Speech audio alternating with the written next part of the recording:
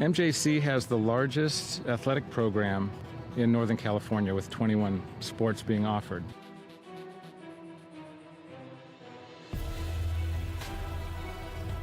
I first came to MJC, Coach Stivers came to my house with Coach Peterson, and they kind of convinced me. Then the next day they put me out in Modesto B saying that Danny Velasquez commits to MJC. I've always wanted to be a swimmer, and I thought that swimming at a JC first, I'd dip my feet in the pool and see if I'd get recruited or not. It's very competitive, and you get very close with your teammates.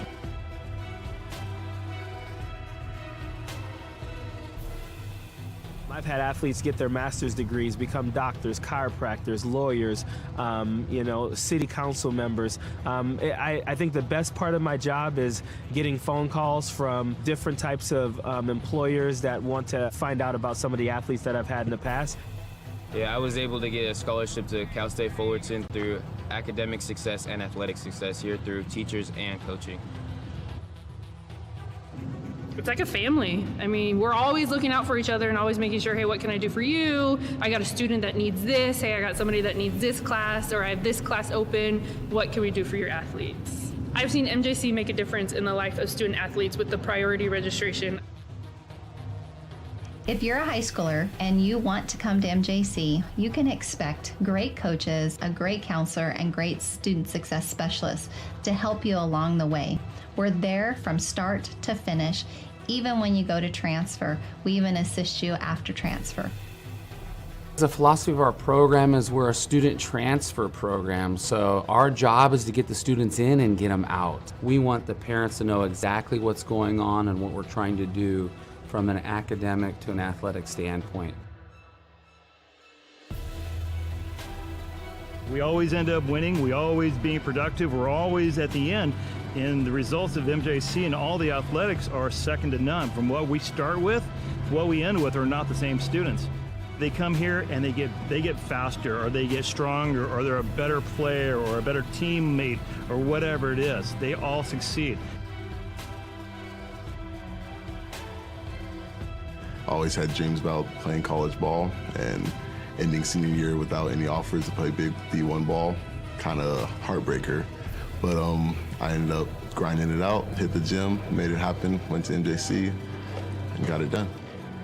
I am signing with the Colorado University, go Buffaloes, got a full ride scholarship.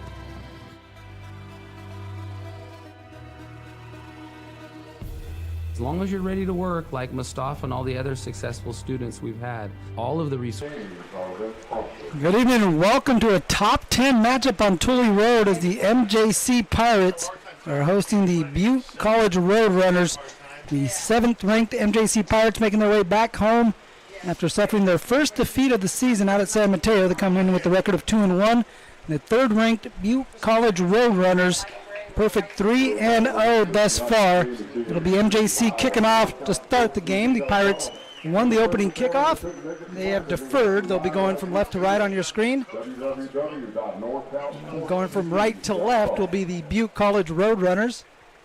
Mario Ramos alongside my broadcast partner Jeremy Hurtado. Please be with you on NorCal Sports TV. We bring you Modesto Junior College football here from Pirate Stadium. Gorgeous day for football. A little bit warm here in Modesto, 88 degrees and sunny, though it feels a little bit warmer than the current 88 degrees. Not much wind going today, so it feels like in the low 90s. But again, 88 degrees as we get ready for kickoff. Not quite ready yet. I think we're just waiting for a scoreboard. 5 o'clock. What is it? Yeah, the scoreboard to get going. So again, the Pirates, Jeremy, ranked 7. They were the third-ranked team last week, again suffering their first loss against their nemesis in San Mateo. Of course, they're kind of everyone's nemesis at this time. We had a malfunction in the scoreboard. I don't know if we're going to get the luxury of having that. No, they just said they're going to keep it on the field. So we'll do the best we can here up top, and hopefully it'll get fixed during the game.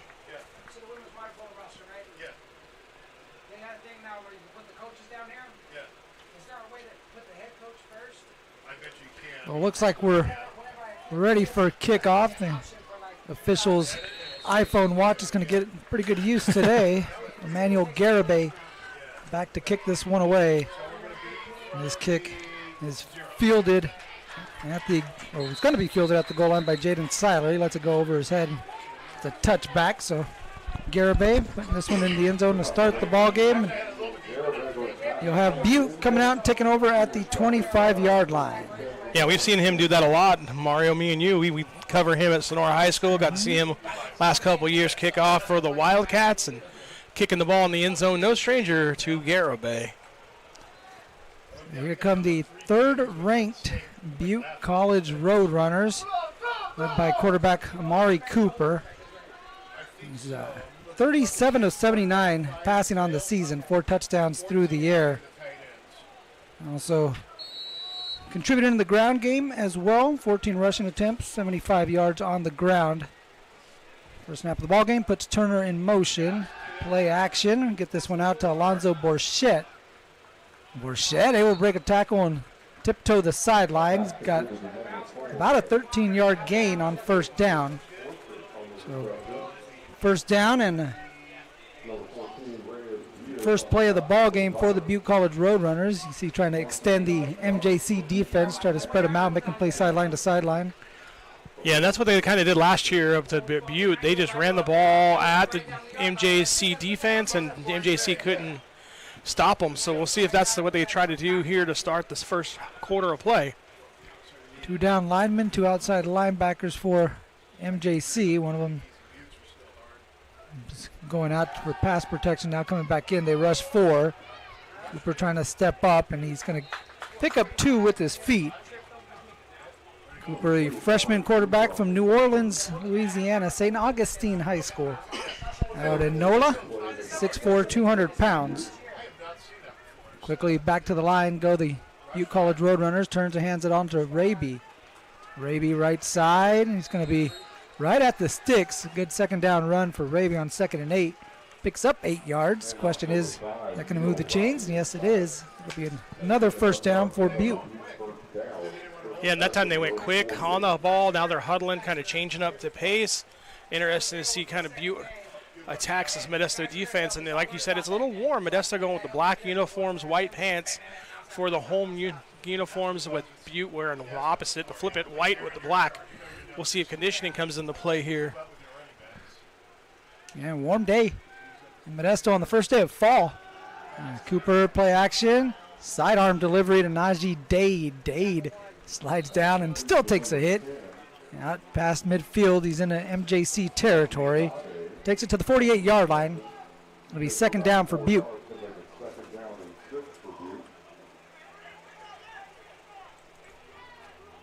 Second down and 6, what they're calling it. They got Raby standing behind Cooper in the pistol, and they hand it to him. And he leg tackle right there by LeBron Stallworth for MJC. But not till he gets past the 40-yard line, just inside the 40. It's going to be another first down for Butte. 3 first downs on this opening drive. On 1st and 10, high snap. He brings it down with one hand as Cooper, now being flushed out of the pocket. He's able to escape, and he's going to actually lose a yard. It goes down to the sack, so that'll be a first sack of the night for MJC. Little gift one there as he decided to slide down behind the line of scrimmage. But, hey, I'm sure the defenders for MJC will take it, whoever gets credit for that officially. It's the Strahan special right there, right? Hey, sometimes you need those in the bonuses, right, Mario? Anyway, there's like you can 7 get people watching that know what we're talking about, but that's okay. Come on. Got to be a few more than that. 2nd and 11.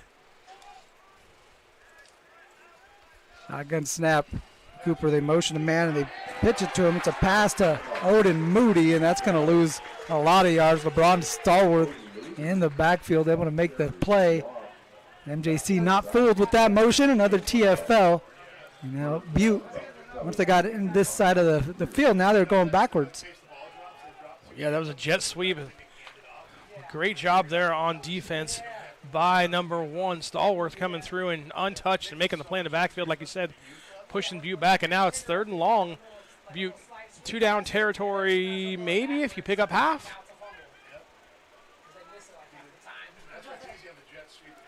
Third and a mile. This is where Coach Eddie Abbasi loves to be able to dial out some blitzes. The Pirates bringing pressure right here. Butte sets up a screen on the left side, and the initial play made out there by Juan Saavedra. The ball pops out. MJC wanting to fumble. The official saying that he was down. It's going to be a no gain on that play. So good job there by the Pirate defense to stiffen up once the Butte College Roadrunners made it across midfield. You can see right here. Yeah, you can see his knee hit before he actually got hit down. He bounced forward, and that's where the official marked him down. So still a loss of 1 on the play, brings up a 4th and long. Great job by MGC defense to come out here and stop him on the opening possession. Now get the ball back, hopefully not inside your own 10-yard line. One being punted away by Luke Alloway. It's going to bounce at the 20, and it hits a Pirate. It bounces off of Thomas Perret, who's trying to jump on top of it. Butte thinks that they have it. It's right in front of their bench, and they are pointing out to the north end zone. And we'll see as the officials try to make their way through the pile. I haven't yet seen a call. Butte celebrating, and the official has pointed to the north end zone. The Pirates with the first turnover of the ball game. That one hits Perea. He's not able to. You can see in Berea tried to get back on it, and he was unable to. Trying to pick up who got the recovery there for Butte. Not sure who it is. Regardless, you make a great play on defense. You make stop on the screen pass. You force the punt, and then unfortunately the punt hits one of your up guys, and now you're back on defense with the ball at your own 27-yard line. I'm going to give the recovery to Ugo Ordeo-Melum. Ordeo-Melum with the fumble recovery. It has Butte now deeper into MJC territory as they take over following the fumble. It's 1st and 10 at the 27-yard line. Motion the tight end into the formation. Play action. Rolling to his left is Cooper, and this one looked like it was a little bit short. Intended for Dade, and they're going to say it hit the turf. Pass incomplete. Brings up 2nd down. Yeah, a good job there by the MJC defense. You got to go quick change. You got to go back on the field. Like I said, you feel like you're made the stop. You're getting off the field, and then you're right back on. And that's when teams like to take a shot there. That's what they did. The play action pass, looking to try to go over the top. Good coverage by the DBs for MJC to come up, make a play. Following the incompletion, you got Deion Coleman, the running back, standing to the left of Cooper on 2nd down, who brings Borchette in motion. In counter action, they give it to Deion Coleman. And Coleman brought down after a minimal gain. And Jalen Booth in on that tackle. Yeah, Mayo looked like the ball carrier, or the guy that came up and made the tackle there for Modesto. Elias Mayo, freshman from Lincoln, one of those big, long defensive backs that Coach Abbasi loves to bring into the fold. 6'4", 190. So third and medium. Pirates showing pressure. They back out of it. Four-man rush and middle screen set up to the tight end, Ben Wheeler. And that one worked. Got the trick done as it gives Butte a first down at about the 10-yard line. So it should be first and goal for the Roadrunners. Yeah, this is an interesting play call here. You got a fake a screen to the right, fake a screen to the left, and come back with a tight end middle screen in the middle. Nice development, nice design of the play there. Picks up a first down for Butte inside the 15-yard line. Good patience, too, by the quarterback, Cooper, to be able to set that up. And by the tight end, right? You got to hold your block for a little bit and then you got to be a little actor. You got to come out there and, I'm going to block. Oh, hey, I'm going to slide underneath to make the catch. You got two tight ends, or one tight end in this formation. And motion another one into the fold, and here's Raby. Raby brought down out there by Reggion Foster, Stallworth in on that play. And, of course, anytime you're running the ball up the middle, you got to deal with Fermin Villegas, the big defensive lineman out of La Grande. 6 feet, 300-pounder, standing right over the nose. Yeah, that's a big guy to get blocked. You got to use maybe 1-2 guys to get over there and get into him, and then that opens up the linebackers. That's the theory. As far as the defensive goes and the defense linebackers, they got some good ones out there to scrape and make plays. Led by number 15, Braden Bushlocki from Linden. Sorry.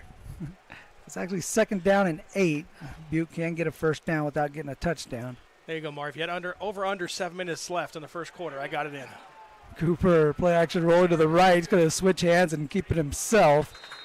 And he is chased down at about the 5-yard line. Robert Vargas, one of those linebackers, and he is able to make the play on the quarterback. Vargas, sophomore out of Tracy, played his high school ball at West High School.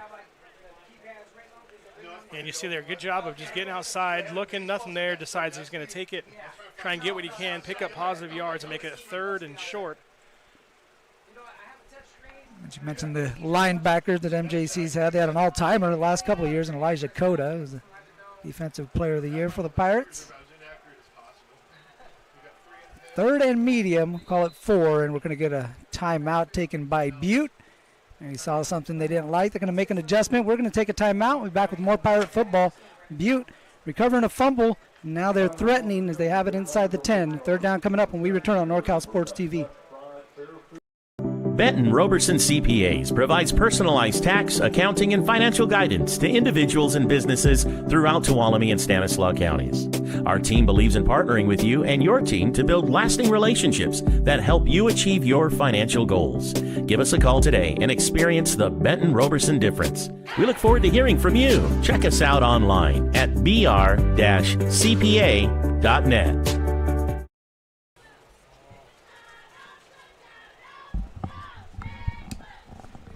Live from Pirate Stadium on NorCal Sports TV. Pleasure to be alongside you. I'm Mario Ramos with Jeremy Hurtado. Pirates backed up a little bit. It's third down and 5. Short 5, long 4. Here on the east campus of Modesto Junior College. And again, this drive all set up by the muffed punt that came up and hit the defender, or the Modesto JC blocker. Giving the ball back to Butte, and I would think that's probably 2-down territory if you're Butte here. You got to score on this inside the 5-yard line. Cooper, a man in motion. Going to roll to the left towards that man in motion, but he's going to go to the receiver, and that's another low pass. This one intended for Jeremiah Fernandez, freshman out of Tampa, Florida. He was trying to run a little comeback route in the end zone, and again, Cooper kind of short-armed that one. Yeah, that time not even a fake. It's just a complete roll throw to his left, and he just underthrows it. So we're going to get. So they are going to try a field goal. A kick coming up here for the Butte College Roadrunners. They kick Kicks coming from the 13, so it'll be a 23-yard field goal. High snap, it brought down, and the kick from Lane Gardner is up and in. So a 23-yard field goal. And they do get 3 points off of the turnover. MJC with the muff punt, gifting 3 points to Butte as they get on the board first. Butte 3, MJC 0. Pirates get the ball back when we return on NorCal Sports TV.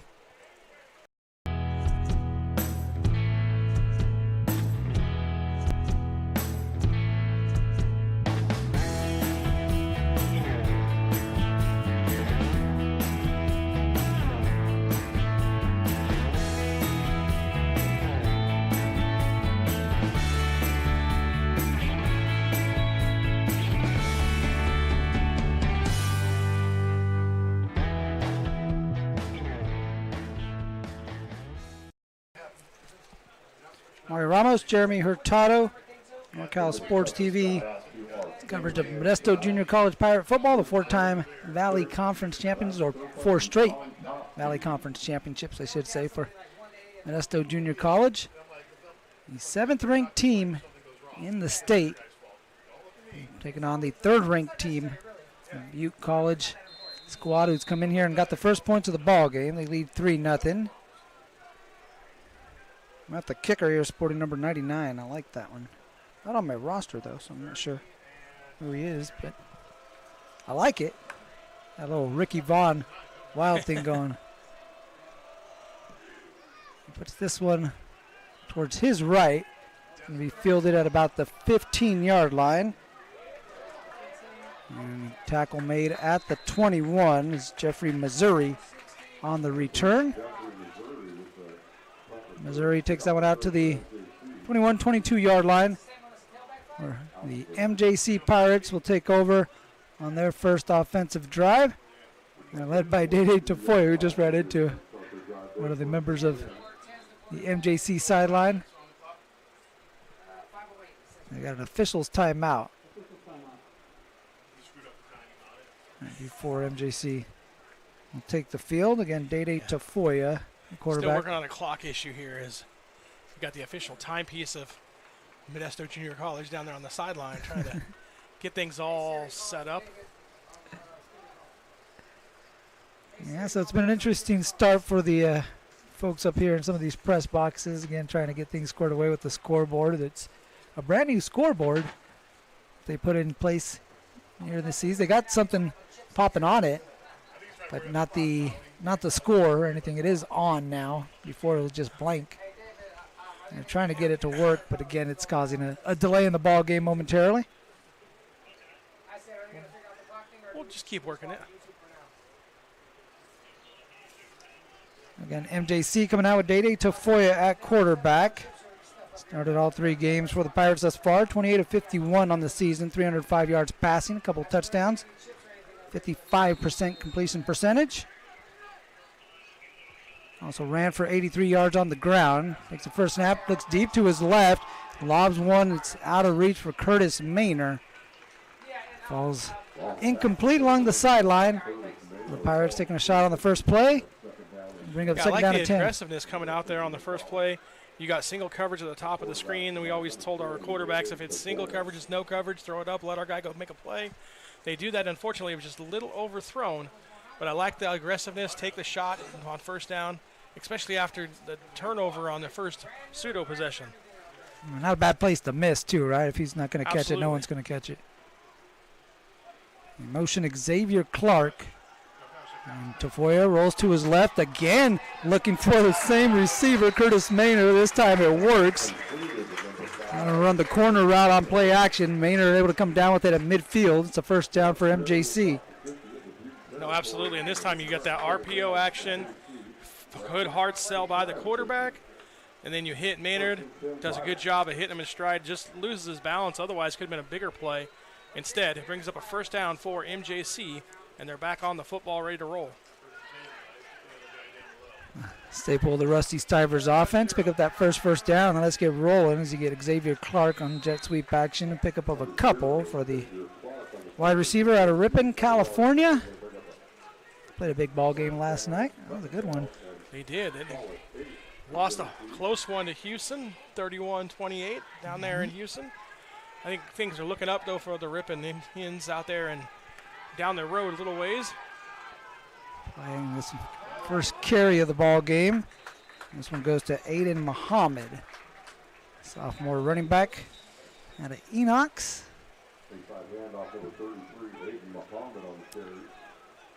Now we got a uniform issue with knees not being covered.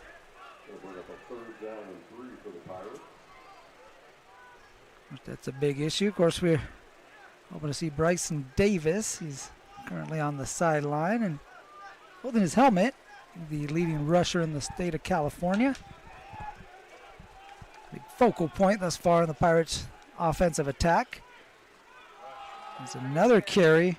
Aiden Muhammad straight up the middle. This one near the 40, out to the 41-yard line. Going to be about a yard shy of the first down, so it'll bring up 3rd and short for MJC. Mentioned earlier Butte being in 4-down territory. This 4-down territory right here? Yeah, I think it is. You got to make a statement and kind of say, hey, we're going to run the football. I think that's a good decision to go for it here, especially the way Butte kind of moved the ball last drive, even though they did start inside MJC territory. Caden Bailey in the backfield, and he's hit in the backfield. He's not going to pick up the first down. He's going to get back to the line of scrimmage, so we'll see right now if it is 4-down territory, and it looks like that was 4th down, yeah. Oh, turnover on downs. That was 4th down. Beg your pardon, the marker on the field had me crossed up. So MJC going for it on 4th down. You can see Caden Bailey, you can see the penetration from Butte. Two guys in the backfield. Butte defensive lineman getting across the blocks and making the play in the backfield. Not the start you're looking for if you're MJC. You're thinking to get the ball back earlier and you run into the punt, end up fumbling it, giving it to the Roadrunners. They pick up a field goal and get the ball back. You're into Butte territory, but a 4-down or a 4-and-out, or turnover on downs will give the ball back to the Roadrunners. They'll take over for the 3rd time. This time they have it at their 40-yard line. Cooper and play action, pumps, and he's got a man wide open along the sideline. Pass complete to Jaden Tanibi, and Tanibi into Pirate territory. A big gain on 1st down. He's going to take it to the 31-yard line. No, absolutely. And that time, the defenders just kind of playing zone, fell too far off, and receiver for Butte just sat down in the hole. Easy throw. 28 yards on that pickup. Carry for Raby as a flag comes flying on the near sideline. Raby takes it to the 29-yard line, but we'll check the flag. Yeah, I think either someone lined up offsides or somebody wasn't set for Butte. We'll see. Yeah, that one came out Usually quick right at the two snap. calls, yeah.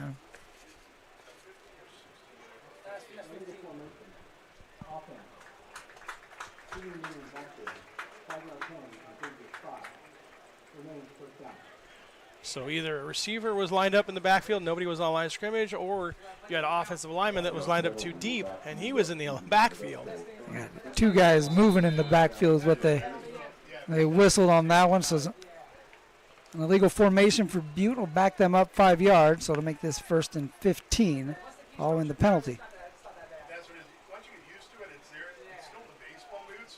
The first penalty of the ball game. Cooper motions Cunahan outside, and this one batted down at the line. There's your guy right there, Braden Bustalaki, the Linden legend. That's right. Braden coming up from his linebacker position read this beautifully. See a little short motion, boom, he's coming. Right at the quarterback, gets his hands up and makes a play for Modesto. Now picks up a 2nd and long. Yeah, nice adjustment there at the last second. He was coming right for the quarterback, but like he said, kind of stuck his hand up, tried to see if he could get a mid on that pass, and able to deflect it. 2nd and 15.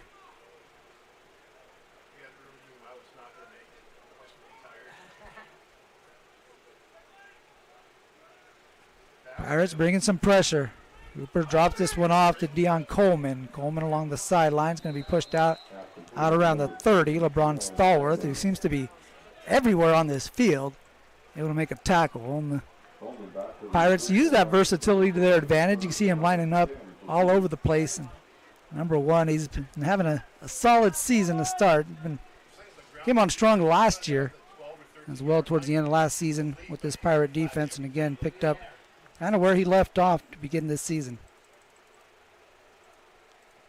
He's also contributed in the running game a few times offensively for the Pirates as LeBron Stalwart. Just a football player is what he is. Here he is coming inside, showing blitz. They're down in 15. He backs out of it. Pirates bring pressure off to the left side of the offensive line, and Cooper able to step up, pass thrown, and that one deflected, knocked down. Stallworth in on the coverage. You had Najee Dade, who was the intended receiver.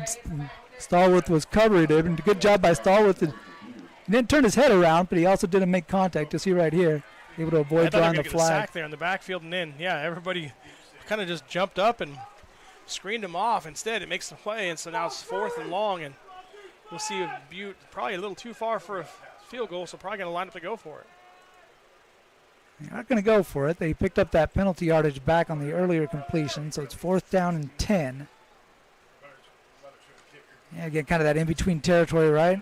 Not sure if you're going to go for the field goal, punt it. Or going for it also in play. Butte, 4th down opportunity. Cooper taking the snap. He got space on the right side. He's going to drop this one off to Coleman. And it's going to be close to the 1st down marker, and they got it. And picked it up. Now past the 20, inside the 20 to the 19-yard line. Not only they pick up the 1st down, they're in the red zone as they're quickly on the ball. 1st and 10, Butte. The 4th down pickup. Now they run the option to the right. Cooper going to keep it himself. Thought about pitching it a couple of times, but ends up hanging on to it. Takes it out to the 13-yard line. It'll be 2nd down and 5. Just a reminder for those of you who joined us late, the clock in the stadium is not working, so the one on the screen is just kind of close-ish, a guide. Not official. So even though it says we're at like 30 seconds left, we might be closer to a minute. Just depends. Nice patient run from Coleman, staying behind the Butte College convoy. Good job kind of hiding behind the offensive line. The 5'9" running back out of Chico. He's out of bounds. About the 13, so actually no gain on that play. Pirates able to string that one out. Just 3rd down and 5.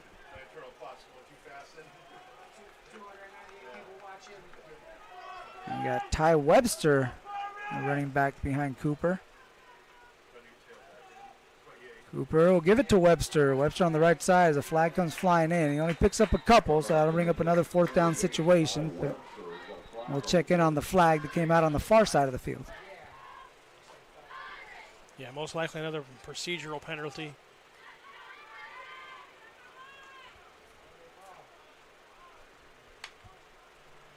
Still big possession here for MJC. You don't want to get it down 2 scores to Butte. You feel like you're chasing then.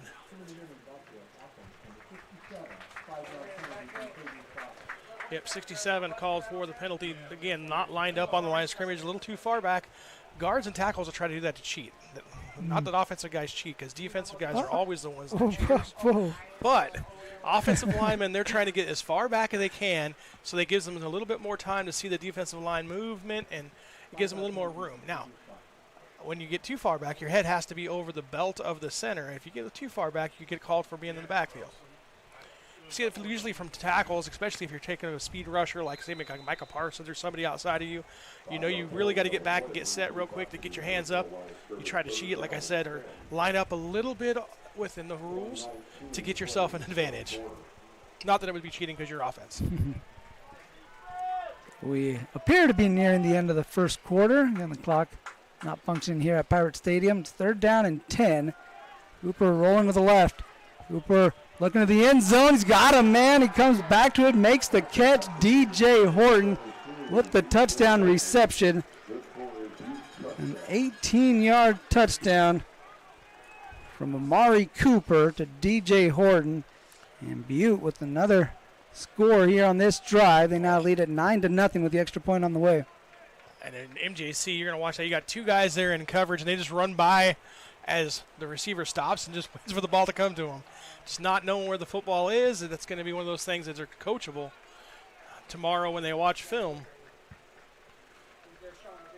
Lane Gardner with the extra point attempt. Hit a field goal earlier from 23 yards. Good snap, good hold, and good kick as Butte goes up 10-0. They get a touchdown pass, 18 yards from Mari Cooper to DJ Horton. Roadrunners lead the Pirates 10-0 on NorCal Sports TV. Whether you're taking Highway 49, Highway 99, coming from anywhere in the 209 or much, much further, take a drive up Highway 108 to the NorCal Sports TV Summer Basketball Camp. It's a 5-day overnight summer basketball camp in the Sierra foothills of Sonora. The NorCal Sports TV Summer Basketball Camp, where we keep it 100. Yeah.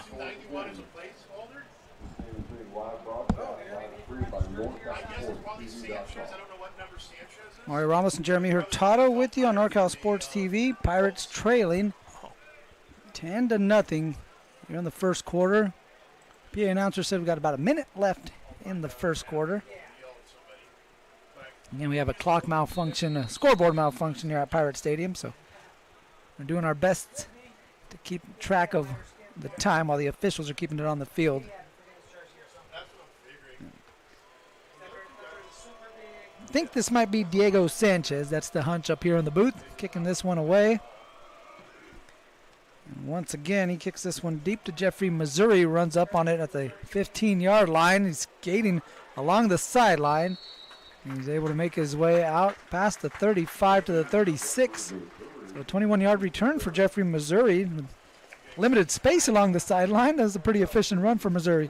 Yeah, it's good return back. You know, Modesto got to take advantage of it. Like I said, it was about a minute left to go. Well, probably just under a minute left now in the first half of play. That kicker for Butte on the roster is named 86, but they might hearing him in the press box that that's probably the guy that is kicking off. His brother is the punter for the Colts, who hasn't punted in the first couple weeks of the season until last week. So yeah, you know.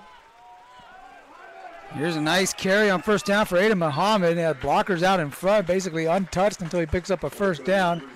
Out to midfield is going to kind of spot him. You had one official on the far or the near sideline was still running up the field. He was going to give him about another 6 yards, but he's pushed out of bounds at midfield.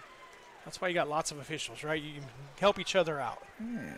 Partnerships. Takes a village. A nice first down run for Aiden Muhammad. He'll check out of the ball game. Here's a gift to Caden Bailey. Bailey up the middle. He picks up a yard. Second down and 9. Aiden Bailey coming out of that football factory out in Hillmar, California. Probably a homegrown product, according to Coach Stivers, who spends a lot of time at around that program.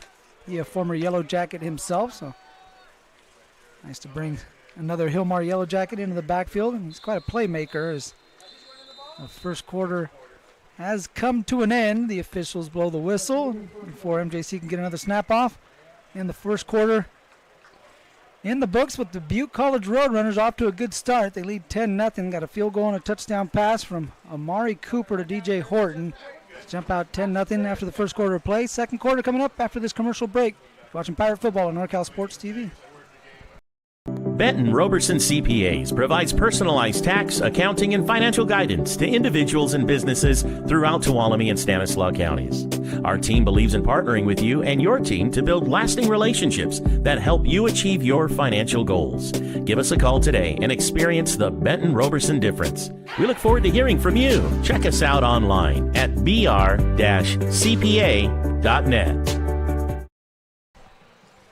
Mario Ramos, he's Jeremy Hurtado.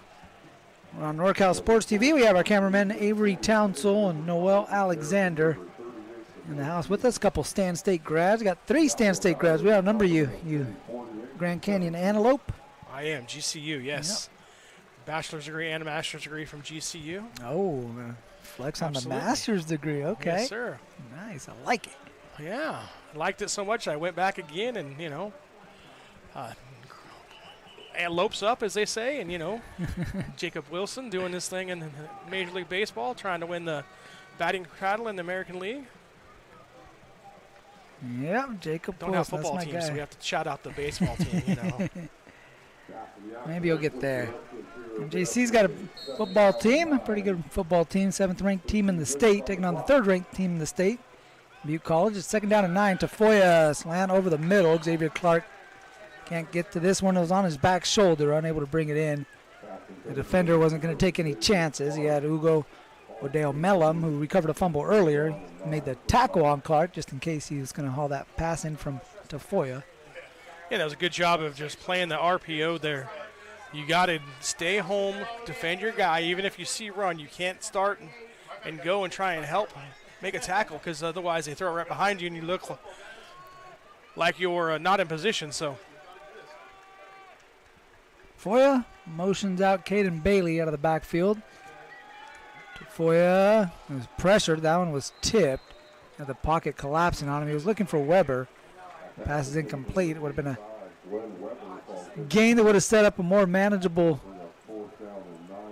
situation there on 4th down, maybe an opportunity to go for it, but instead it's going to be 4th and long. So here comes the punt unit for MJC. Out comes Logan Martin, freshman from Gregory, set to kick this one away. And deep in the backfield, Jaden Seiler, defensive back from Portland, standing at about the 7-yard line. MJC, I don't know if they had enough guys out there on the special teams unit. They're going to take a timeout. Quick break in the action. We'll step aside. A word from our sponsors. We'll be back with more Pirate Football.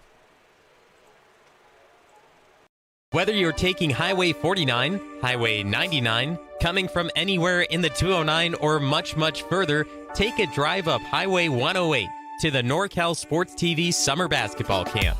It's a 5-day overnight summer basketball camp in the Sierra foothills of Sonora. The NorCal Sports TV Summer Basketball Camp, where we keep it 100. 4th down, punting unit out. Logan Martin to kick this one away. Jaden Seiler back deep to receive. Martin's kick, a wobbler. Seiler going to catch this one fair, caught at the 20, then takes a hit from Weber, who didn't see the signal. And Seiler brought down at the 21-yard line. They're going to get an extra few yards tacked on due to the penalty. A few penalties now for the Pirates. Actually, I'm sorry, that's their first one. Butte had the first 2 penalties of the ball game. First penalty.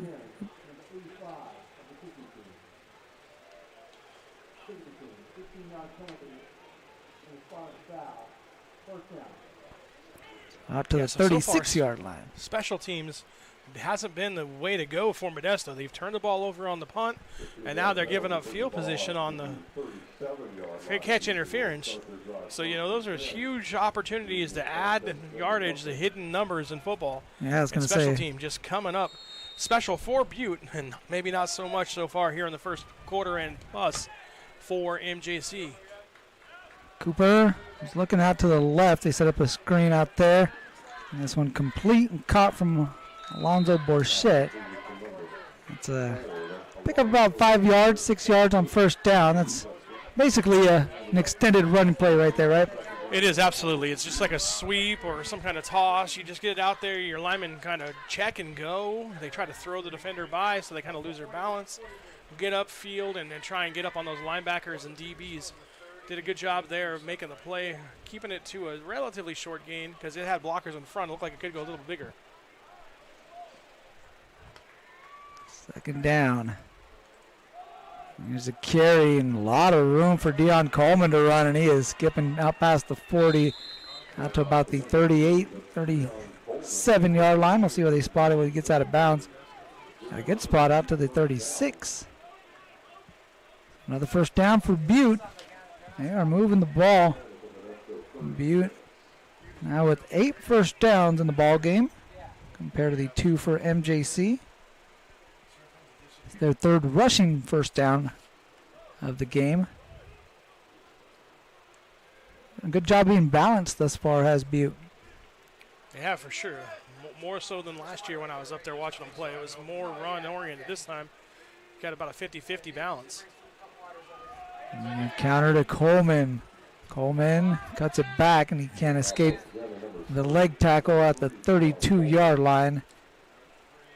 Good play made out on the perimeter by Charles Wright, former Lathrop Spartan. Defensive Show back. that jet look, and then you come back counter underneath it.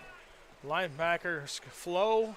DB comes up, and if that tight end would have got a block there, it could have been a bigger play for Butte instead. Pick up of 5, picks up 2nd and 5.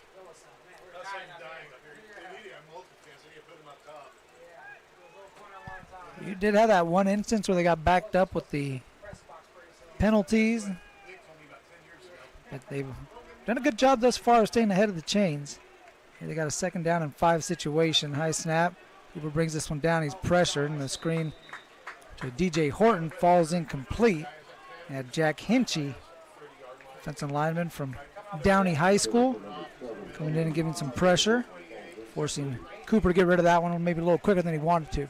Yeah, this is another way to run it. Come across the formation, you try and run everybody off and just throw that screen back underneath, and that time just a little bit behind him, unable to come down with it, brings up a 3rd and 5 and a chance for Modesto to make a play here and force Butte into a decision.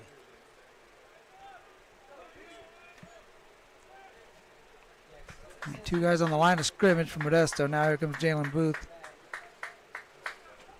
Pirates showing pressure off the edges. And they bring 4. Cooper drops this one off in the flat to Calhoun. Calhoun's got the 1st down. He's able to take it to the 24-yard line. Another 1st down. This one coming out of the passing game, finding the running back out in the flat. Another easy completion there for Cooper. Not trying to bite off too much, right? He's just you're just trying to get him out in space, throw the ball out there. Again, it's almost like a run. You get everybody running upfield. You just run underneath them, pick up the 1st down, keep the chains moving.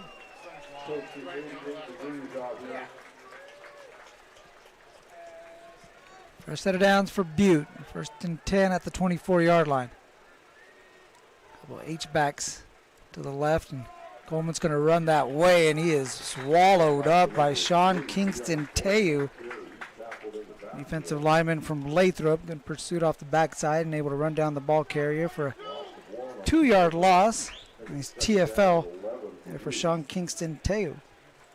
Yeah, and you can see here on the replay, he just comes down, doesn't get blocked, comes from underneath, chases down the running back. Easy play for him. That's one of those things where they just assume that that guy non-blocked can't get there, right? You're just going to get there so fast he can't make the play. Instead, he comes underneath, makes a great play for MJC, and brings up a 2nd and long. His 4th TFL on the season.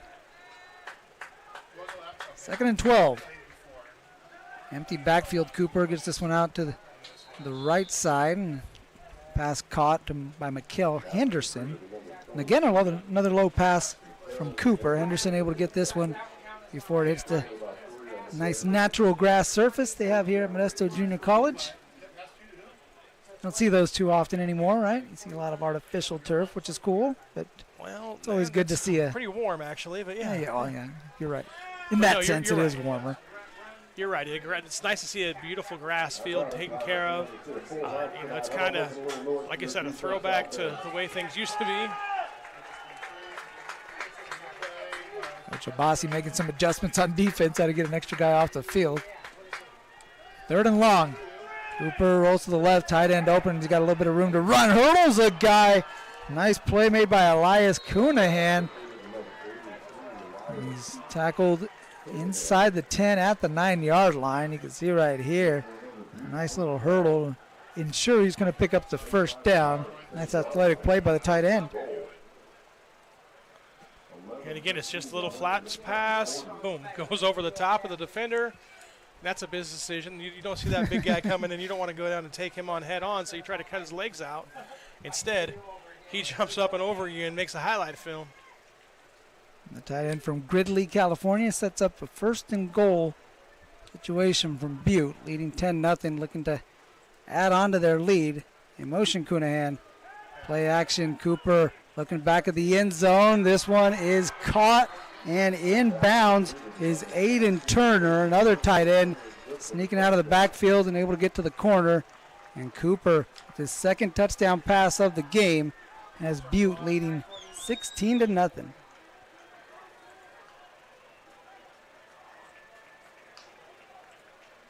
Not much room along the sideline, and Turner able to get the feet down. Butte, looks like they're going for 2 on this situation. Maybe they're going to, do the swinging gate formation. Why are we doing this? What's the reason behind this? So what you do is you look at the numbers and you see how they defend it. And then if you like the numbers, you just go ahead and run the 2-point conversion play. If you don't, you just say, hey, reset, you kick it. You also force everybody to practice against it. That's the whole thing, too, is you got to spend, 7-8 minutes a day coming up with a way to defend it. It takes away practice time from other things that you might not want them to be practicing against. So that's why a lot of teams will do that. They'll just come out here, they'll run it, and then again, if they like the numbers, they'll go.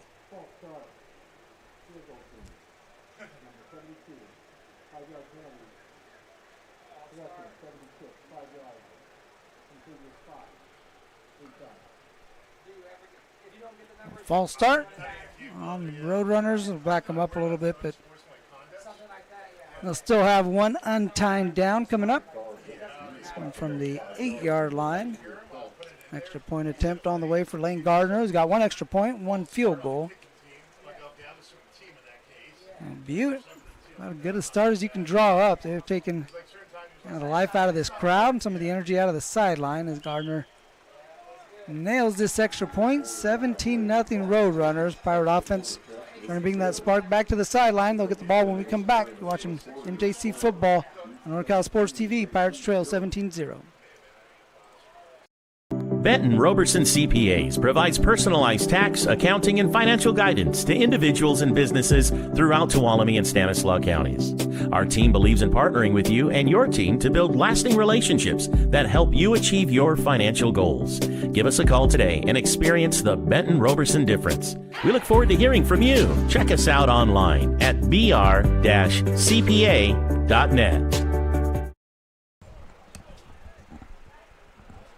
17-0 Butte coming out and throwing some early haymakers against MJC, third-ranked team in the state. Are the Butte College Roadrunners. Top-ranked team is San Mateo. That's who MJC played last week. Pirates suffering their first loss of the season, 41-21, after starting the year 2-0. So they're hoping not to start off the season with back-to-back two-game streaks, right? A winning streak and hopefully not a losing one. They need to pick things up, though. They trail 17-0. Big possession here. MJC got to go get some points on the board just to kind of slow things down against Butte. Butte so far after the initial force of the punt, been able to just run it downfield and score 3 straight possessions. And now the wind down there, which we said there wasn't much earlier, all of a sudden ball can't stay on the tee. Well, it's funny, nothing else is blowing out here except apparently the football. It's not going to need to be held by Quentin Beeman. Outside linebacker volunteering for that job is someone on the Butte College sideline yelled out there, "You need to hold it." Kick is up and away. Caught at the goal line. Brought in by Missouri. Missouri going to cut across the field, and he's not going to make it to the 10. At the 9 is where MJC will take over. And again, a special teams play that is not going to help the Pirates' cause as they try to make their way back into this ball game, trailing 17-0. No, that was tough. You catch it at the 1 yard deep, and those are usually ones you say, okay, we'll go ahead and take out.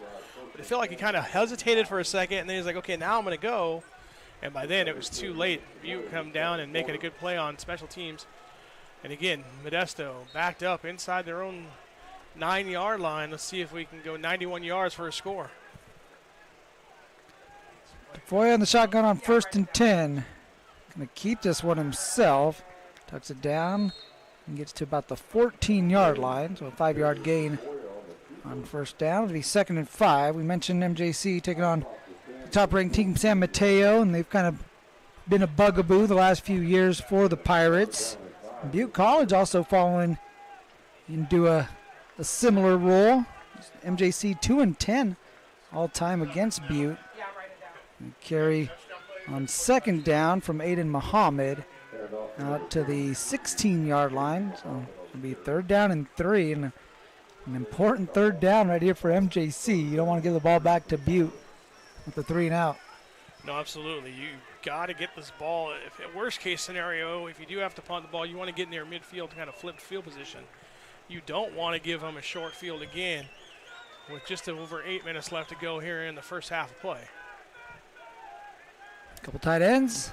In formation to get out to Bailey out on the flat. Bailey hit as he got the reception, but he takes it to the 19. It should be good enough for an MJC first down.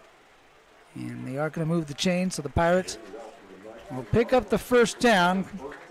A much needed first down as they move the chains for the 3rd time in this ball game. They get it out to Caden Bailey, and he gets just enough.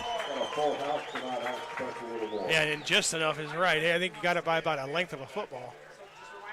He gets the first down carry, does Bailey. Shakes one leg tackle, spins away from a defender, and then he's popped out of bounds. Still being worked on there from Jonah Flowers, who was, I think, kind of lost his balance, and he was saying that he's being shoved from behind. So no ill intent there, just trying to gather your footing. Yeah, and as a player, sometimes you're wrapped up with other players. You're still trying to make a play. You didn't hear the whistle. So you're trying to just do whatever you can to grab onto those running backs that are awfully slippery sometimes. So short gain on first down. Call it a pickup of 3, 2nd and 7 for the Pirates. Tafoya trying to get it out to the tight end, and it looked like there was some contact before the ball got there. That's what the Pirates sideline and the fans were hoping for. Dylan McCauley, the tight end out of Oristimba, the intended target. This is a guy who was kind of a wide receiver tight end for Oristimba last year and came on and had a really good season in the Tough Trans Valley League for the Warriors. So good to see him coming out here, and now strictly a tight end with the Pirates. And I say that he's lined up as a receiver on this one. If they get it out to Bailey, breaks the tackle along the sideline, puts his head down and makes this one a little more interesting, but he's still going to be short. Yeah, I don't know. This is a tough decision here. You might try and draw him off sides. You got a stoppage of the play. You got a road runner down along the sideline. It's Ty Williams, a defensive back, who is down. Is going to need some tending to as the training staff will make their way from the opposite side of the sideline.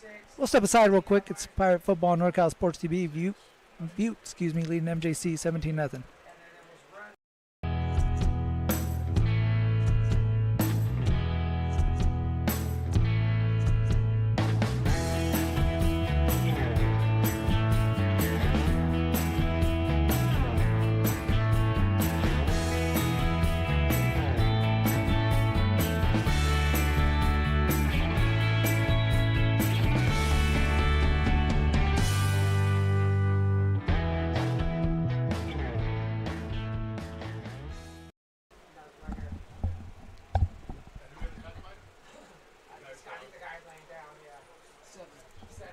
Whether you're taking Highway 49, Highway 99, coming from anywhere in the 209, or much, much further, take a drive up Highway 108 to the NorCal Sports TV Summer Basketball Camp.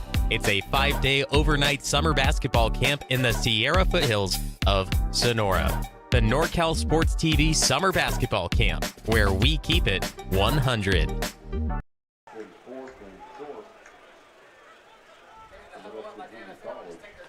I'm Mario Ramos. He's Jeremy Hurtado.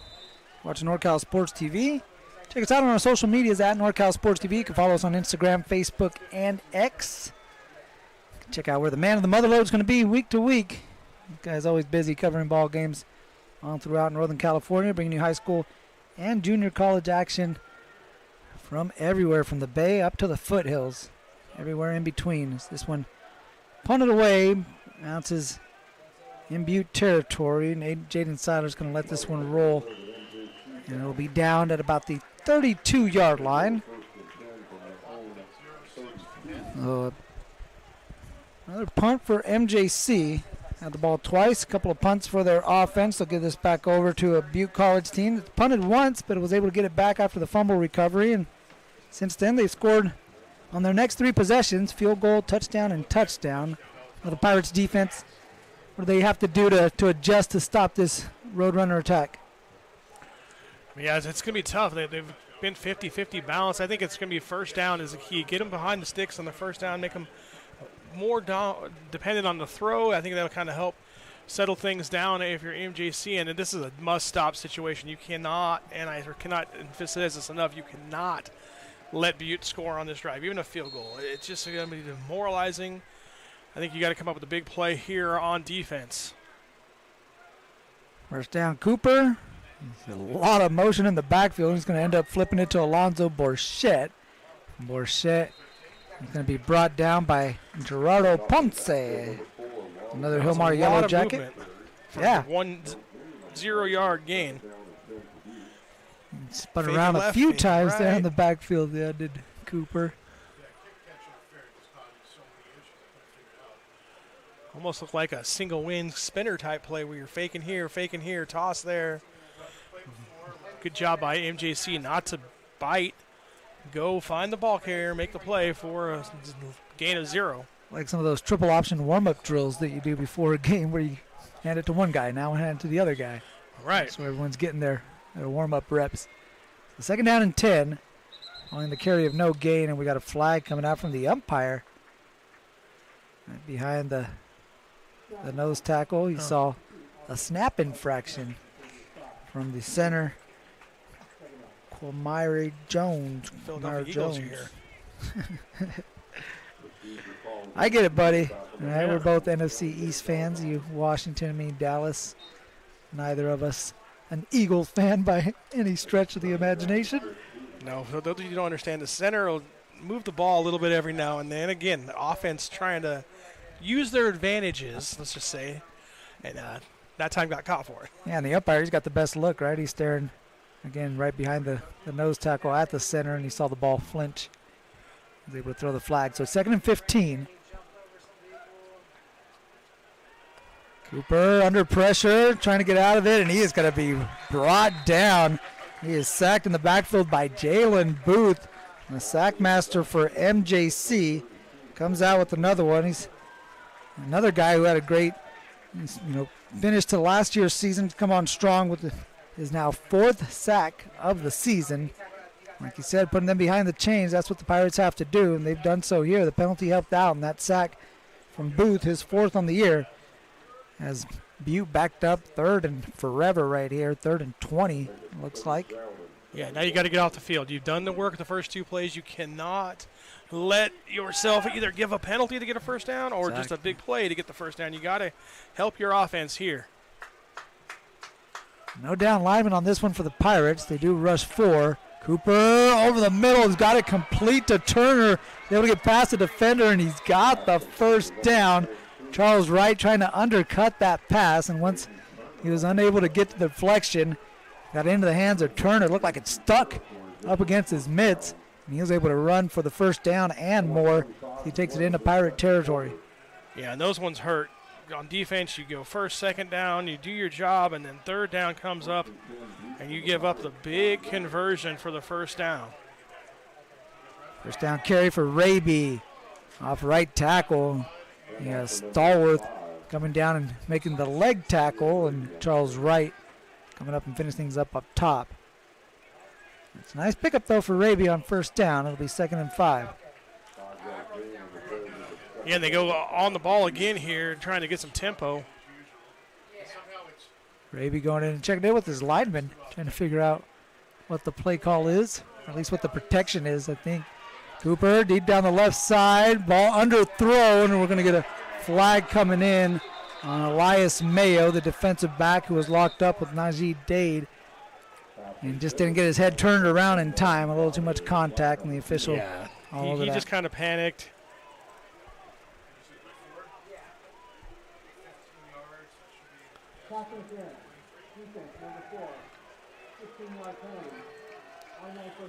You see here, he's just not really in decent position. He just kind of got excited and grabbed at a receiver and pulled him down. Luckily for MJC, it's a 15-yard penalty and not a spot penalty. So it only takes it down to the 22-yard line. But still, Butte rolling here again.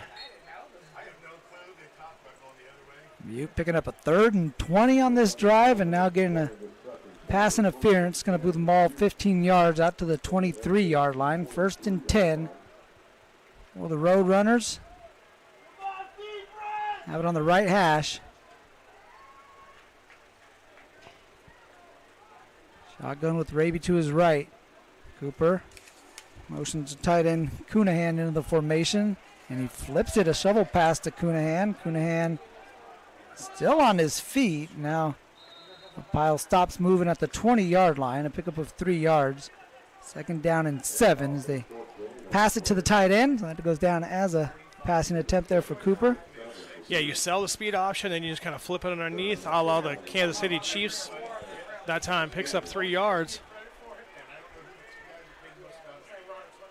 Cooper, Raby in the backfield. Nice play by Jalen Booth, who was fighting off the block and still able to make the tackle. Gerardo Ponce also in the backfield. But Booth again had a lineman in his grill and still able to make the play. Yeah, you take the replay here, and Booth comes up. Defender comes, blocks him, and he gets his hand free and just grabs on to the running back and holds on. Able to bring him down. That's strength right there. Villegas hustling off the field. Sean Kingston Tua going to take his place as MJC getting a little more speed on the defensive line. 3rd down opportunity. Coach Labasi looking to dial something up. They rush 3. A little zone pressure. This one caught by Horton. Trying to spin away. That one's going to be close to a 1st down, but just a little short. He takes it out to the 14-yard line. It'll be a yard shy of the 1st down. 4th down and 1. And Butte, well, he's going to keep the offense out there. We do have a timeout. And he's taken, that's the 2-minute warning is what it is. So 2 minutes left to play in the 1st half. It'll be 4th and 1 when we return to Pirate Stadium. Benton Roberson CPAs provides personalized tax, accounting, and financial guidance to individuals and businesses throughout Tuolumne and Stanislaus counties. Our team believes in partnering with you and your team to build lasting relationships that help you achieve your financial goals. Give us a call today and experience the Benton Roberson difference. We look forward to hearing from you. Check us out online at br-cpa.net.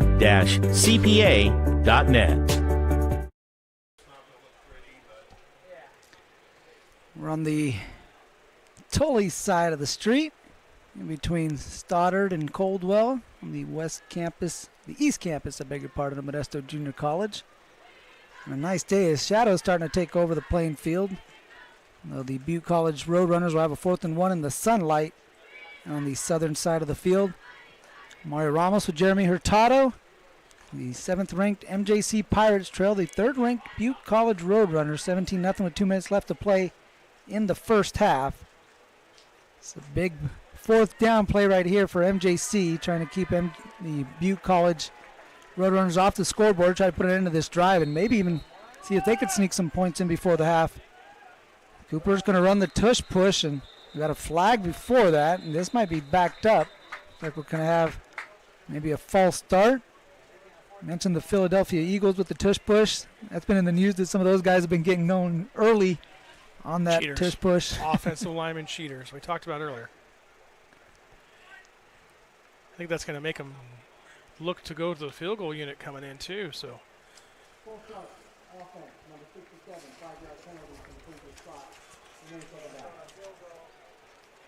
They will go for the field goal. You're going to get the long snapper, Connor McCloskey. We'll snap this one to Diego Sanchez, who's out there to hold it. Lane Gardner, the kicker.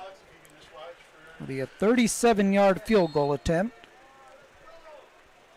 Trying to make it 20-0 from the right hash. Good snap, good hold. Gardner's kick is no good. Off to the right. It was curling back in, but it curled around the right upright. And so the Pirate defense gets the stop they need. And like we mentioned, maybe an opportunity here for MJC to get a score. They got 3 timeouts in their back pocket. Clock stops after each first down to set the chain. So plenty of time for MJC And the silver lining, the Pirates get the ball back to start the second half, so you could double up right here. It's a whole different ball game before Amari Cooper goes back out there and takes another snap. No, absolutely. That could get you right back in the ball game. Even a touchdown, field goal, any kind of two scores here you're looking for to end the half and start the half. Maybe just as importantly as a score, you look for some confidence, right? And if the score comes with it, you'll gladly take it as Tafoya, quarterback draw, able to get this one to the 23-yard line. Second down and 7. The clock will continue to run. And again, it's like a guide that we have on the scoreboard there on your screen. The in-house scoreboard not working, so they're keeping the time on the field. That's our best guess that you're looking at. Here's 2nd and 7. Tafoya pumps to the right, now gets it out there. Dangerous pass, batted, and falls incomplete. Jonah Flowers with a deflection on the pass intended for Dylan McCauley. Yeah, and that was good thing he got dropped that because he could have been dancing in the end zone with another touchdown there before Butte. That was close to being a pick six, start the band, play the music, and that would have been a heartbreaker right before halftime. A deflator, right? Yeah, for sure. Well, brings up a third down, and this one an interesting third down because the Pirates haven't taken much time off the clock these first two plays. Now looking at 3rd and 7. Looked like he had some movement up front, yeah. So things just not going well here for Modesto. They're going to try to go to the locker room and just maybe shake the jerseys off and take the helmets and clean them out and start over. Pirates going with the black jerseys today at home.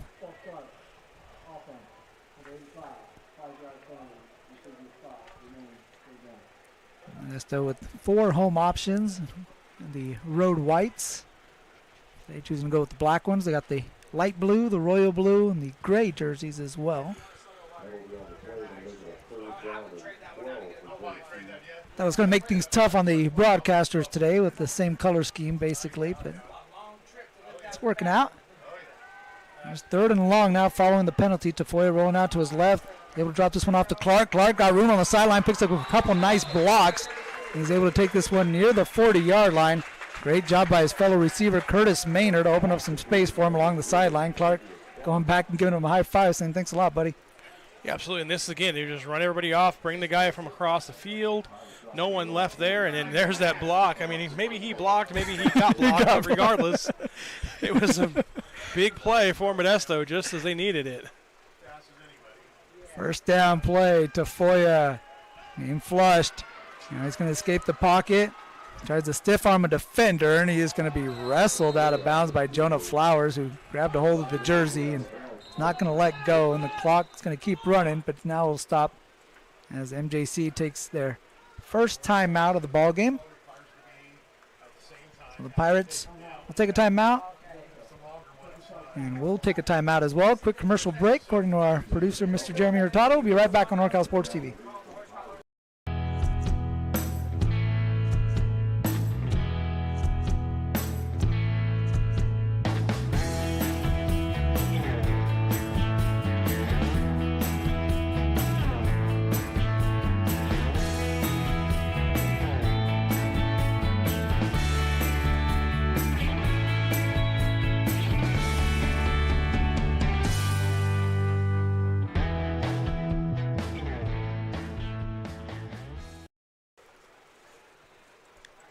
Two-minute drill here for the Pirates as we get to the end of the first half. MJC trailing 17-0, trying to get themselves on the scoreboard. Though the scoreboard's broken, so not sure it will show up on the in-house scoreboard, but they're trying to get on your scoreboard. You see it there at the bottom of the screen, along with the time that we think is pretty close to being accurate. So a guide on there. We know the timeout situation is correct. 3 for Butte, 2 for MJC, who just took their first one following the 2-yard scramble from Day Tafoya. 2nd down and 8 for the Pirates. Ball at the 44-yard line.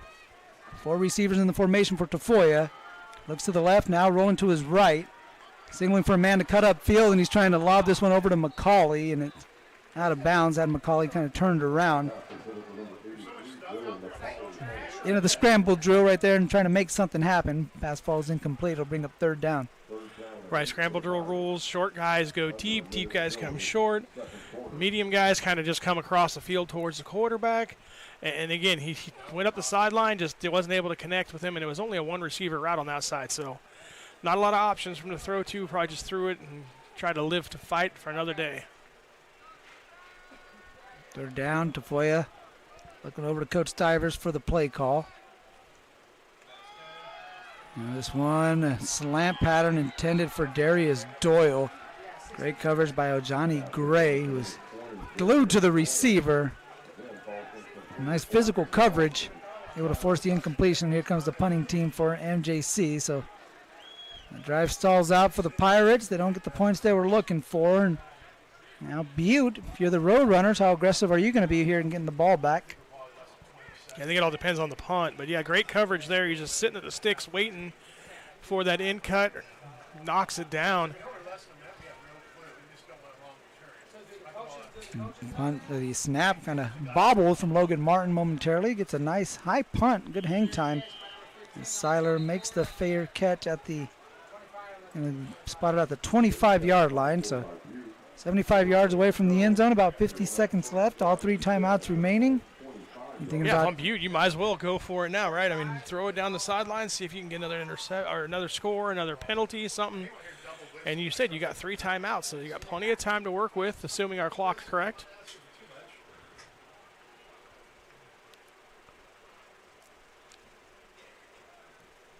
Pirate defense back out there looking to finish off this first half by keeping Butte off the board on this drive. A couple touchdown passes from Amari Cooper in this ball game. One to DJ Horton, the other one to Aiden Turner.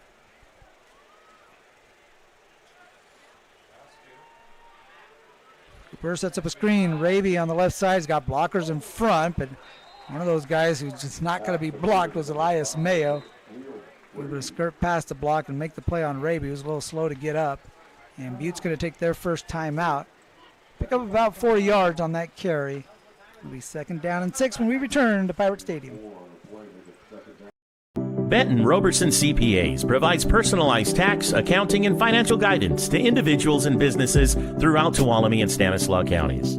Our team believes in partnering with you and your team to build lasting relationships that help you achieve your financial goals. Give us a call today and experience the Benton Roberson difference. We look forward to hearing from you. Check us out online at br-cpa.net.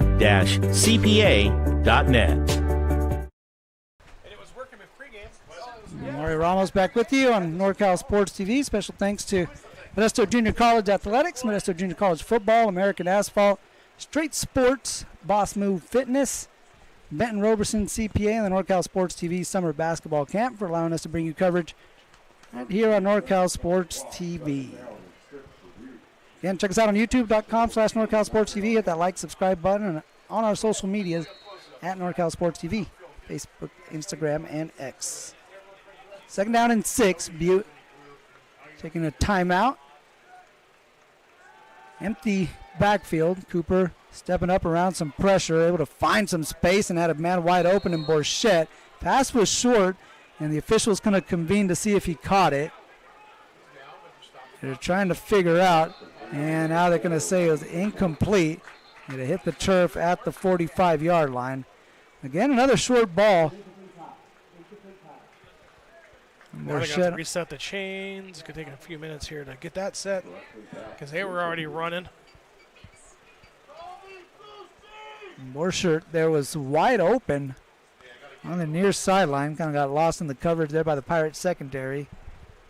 Luckily for MJC, another underthrown ball from Cooper. We've seen that on a couple of occasions. He has connected in the end zone on a couple of occasions as well, so I guess that kind of balanced things out, right? Yeah, it does, and you're right. It was a good thing for MJC that was underthrown because he had about 15 yards around him. There's nobody there. I mean, he could have easily got upfield, got probably past midfield all the way to the 40.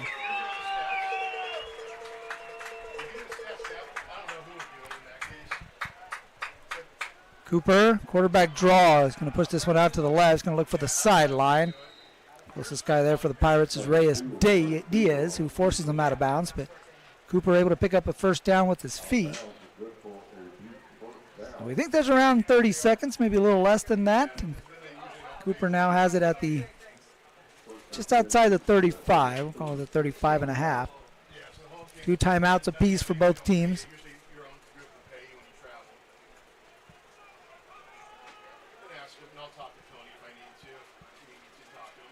If you can manage these situations, right, you really got plenty of time. With about 30 seconds and a couple of timeouts remaining. Coleman in motion. Cooper rolls out of the pocket. This one slung out there to Borcher. He's able to make the catch. MJC thought he had a knee down when he made the catch, but he was able to hop up and get out past the 40 to the 38-yard line. Looks like they're going to spot it there. Also got out of bounds and stopped the clock. Yeah, I thought he was on the ground too here. We'll see. I guess we won't be able to take a look there, but I thought he was too, and if he wasn't, that was a good job of just controlling his body and getting the first down. Now you're at the 38-yard line. You're about 10 yards away from probably getting a legit field goal shot. Again, the entire field of play, or field in play, I should say, with a couple timeouts remaining. Right, you can go over the middle if you need to. Absolutely. Still have the threat of pushing the ball towards the sideline. Options here for Butte. Coach Abbasi, knowing that, wants to talk things over. He'll take the second timeout for MJC. Another commercial break, and we'll be back as we wrap up the first half of play. Butte leading 17-0, threatening with more when we return on NorCal Sports TV.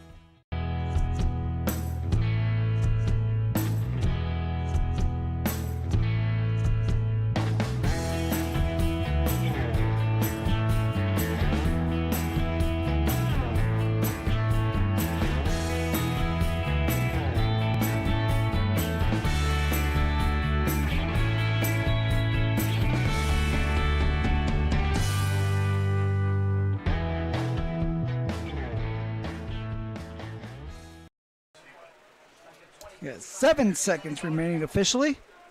Just announced over the loudspeaker. And a couple timeouts for Butte. Not sure if they're going to need both of them. Probably try to use one right here. Cooper going deep, and this one deflected and caught by another road runner at the 6-yard line. Caught on the deflection by Isaiah Travis. Pass initially intended for Najee Dade.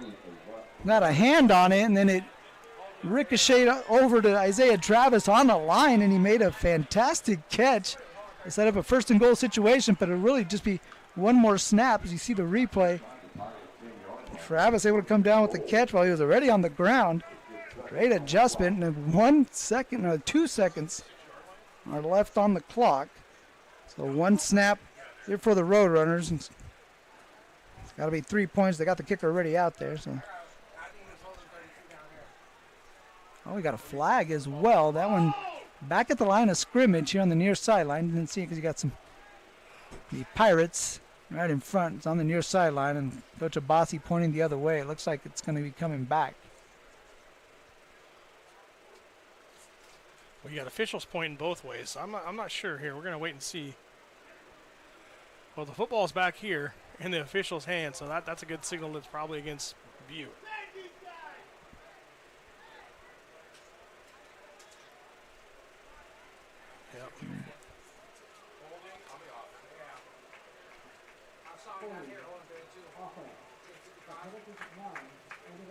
Oh. No, so the time had ran out, so the Pirates are going to decline the penalty. And it'll result in the halftime break as the time has come to an end. MJC trailing Butte 17-0. Butte College Roadrunners with a couple of touchdown passes from Amari Cooper and a field goal from Lane Gardner. As they lead this top 10 matchup out here on Tully Road. 17-0 as we head to the break. Pirates looking to regroup. Come back strong in the second half, and we'll have it for you right here on NorCal Sports TV. Be back with Pirate Stadium after these words from our sponsors.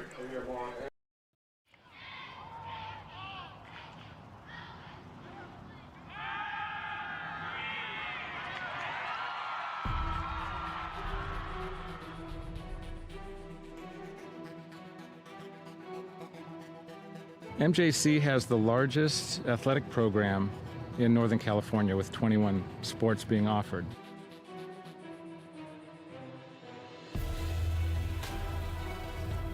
I first came to MJC, Coach Stivers came to my house with Coach Peterson, and they kind of convinced me. Then the next day they put me out in Modesto, Butte, saying that Danny Velasquez commits to MJC. I've always wanted to be a swimmer, and I thought that swimming at JC first, I'd dip my feet in the pool and see if I could get recruited or not. It's very competitive, and you get very close with your teammates.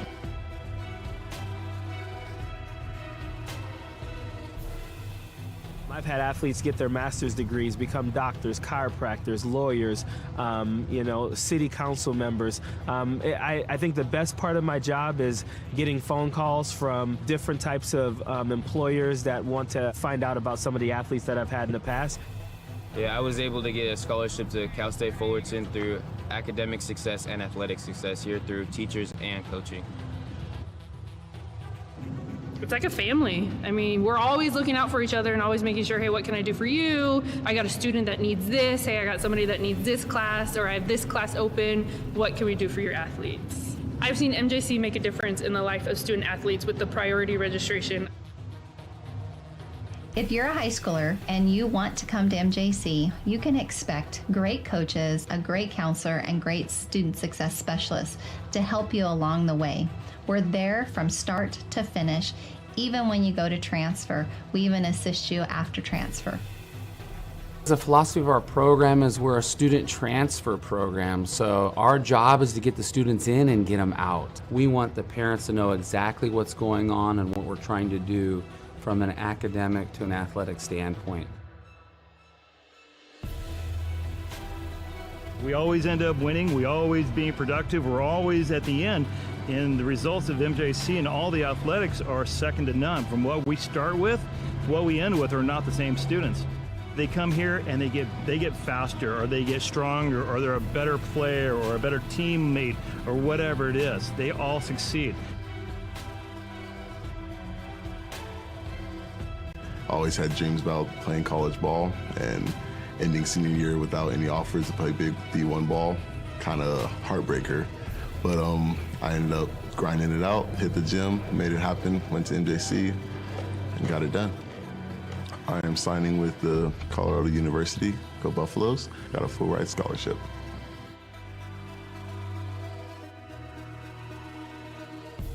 As long as you're ready to work, like Mustafa and all the other successful students we've had, all of the resources are there for you. MJC has made me realize I can do anything. With all the hard work I can put into it, there's so much more I've done that I didn't realize I could do. Go Pirates! Go Pirates! Go Pirates! Arr, go Pirates! Go Pirates! Go Pirates! Go Pirates! Go Pirates! Wait, did you guys smile after a serious face?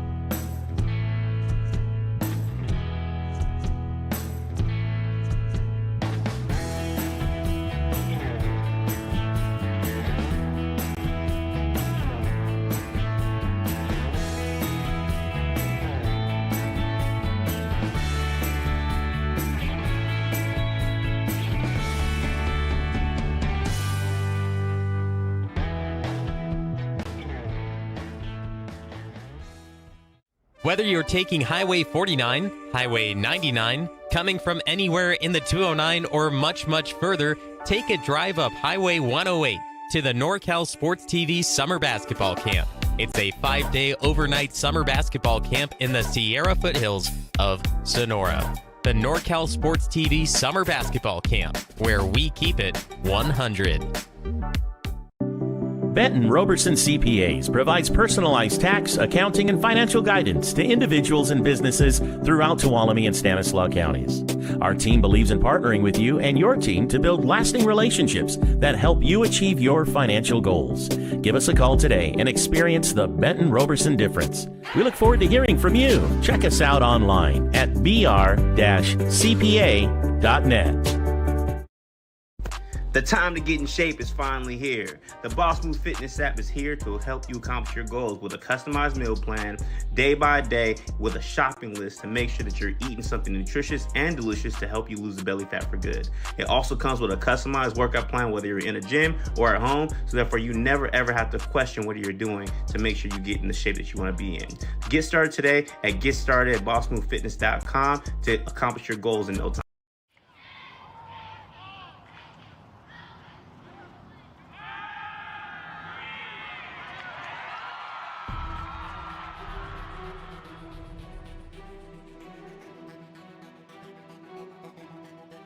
MJC has the largest athletic program in Northern California, with 21 sports being offered.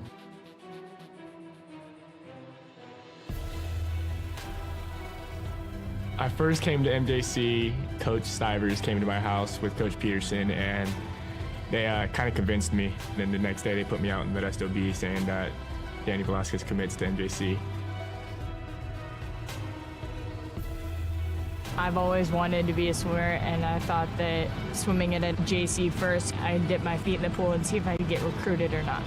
It's very competitive, and you get very close with your teammates.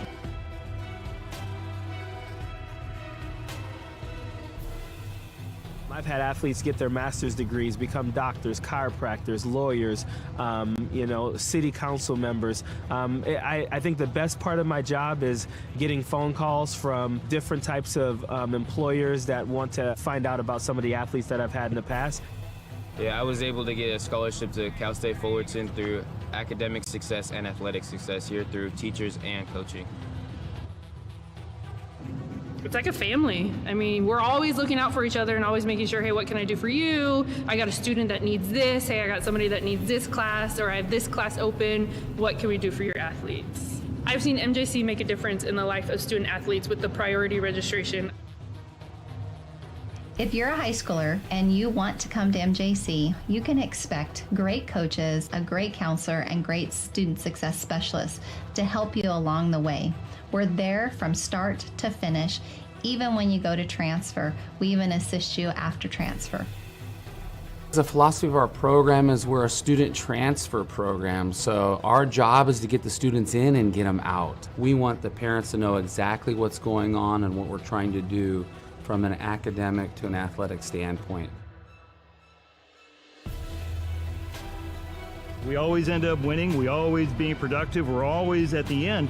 And the results of MJC and all the athletics are second to none. From what we start with to what we end with are not the same students. They come here and they get faster, or they get stronger, or they're a better player or a better teammate, or whatever it is. They all succeed. Always had dreams about playing college ball, and ending senior year without any offers to play big D1 ball, kind of heartbreaker. But I ended up grinding it out, hit the gym, made it happen, went to MJC, and got it done. I am signing with the Colorado University, go Buffaloes, got a full ride scholarship.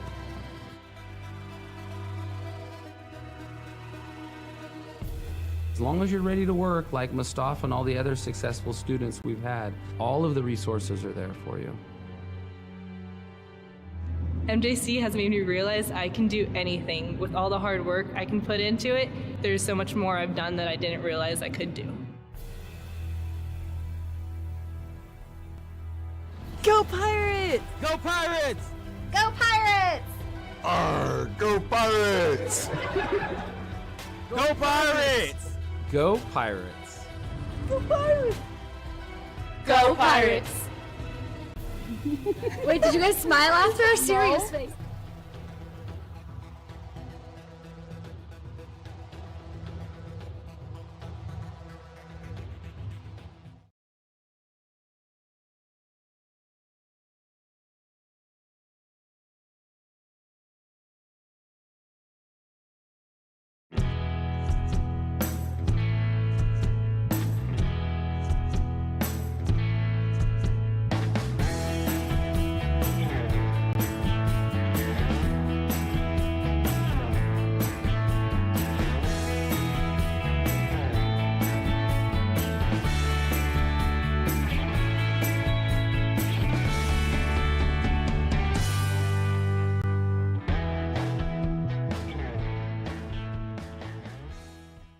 Whether you're taking Highway 49, Highway 99, coming from anywhere in the 209, or much, much further, take a drive up Highway 108 to the NorCal Sports TV Summer Basketball Camp. It's a 5-day overnight summer basketball camp in the Sierra foothills of Sonora. The NorCal Sports TV Summer Basketball Camp, where we keep it 100. Benton Roberson CPAs provides personalized tax, accounting, and financial guidance to individuals and businesses throughout Tuolumne and Stanislaus counties.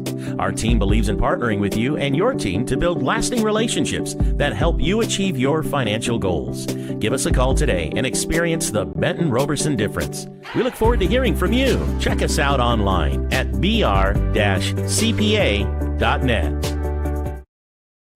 The time to get in shape is finally here. The Boss Move Fitness app is here to help you accomplish your goals with a customized meal plan, day by day, with a shopping list to make sure that you're eating something nutritious and delicious to help you lose the belly fat for good.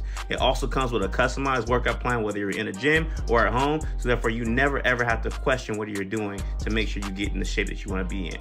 Get started today at GetStartedAtBossMoveFitness.com to accomplish your goals in no time.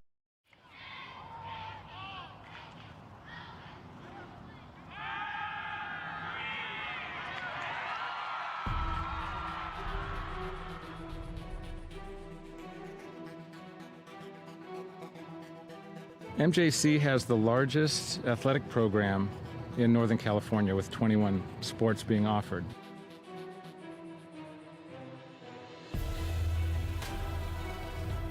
I first came to MJC, Coach Stivers came to my house with Coach Peterson, and they kind of convinced me. Then the next day they put me out in Modesto, Butte, saying that Danny Velasquez commits to MJC. I've always wanted to be a swimmer, and I thought that swimming at a JC first, I'd dip my feet in the pool and see if I'd get recruited or not. It's very competitive, and you get very close with your teammates.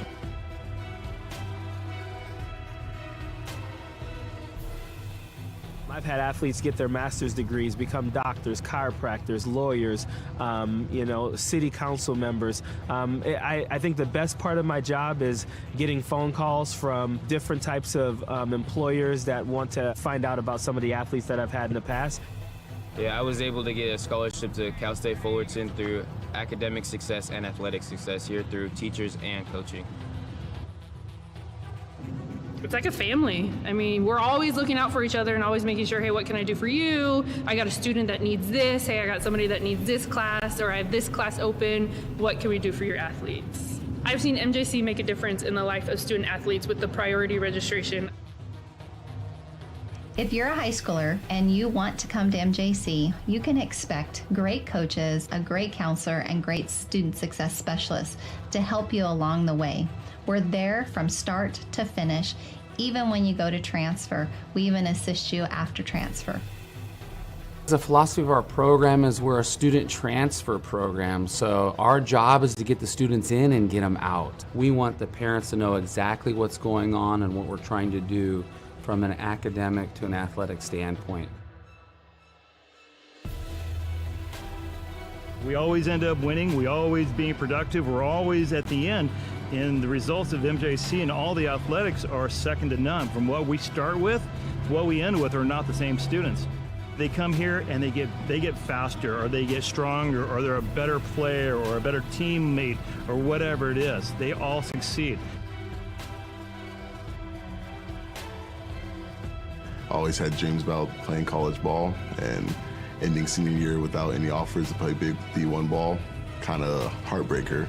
But I ended up grinding it out, hit the gym, made it happen, went to MJC, and got it done. I am signing with the Colorado University, go Buffaloes, got a full ride scholarship.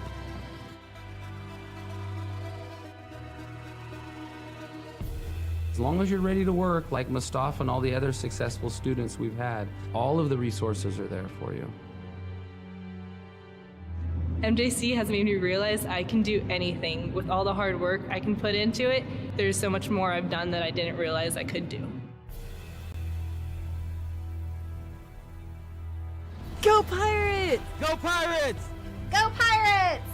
Arr, go Pirates! Go Pirates! Go Pirates! Go Pirates!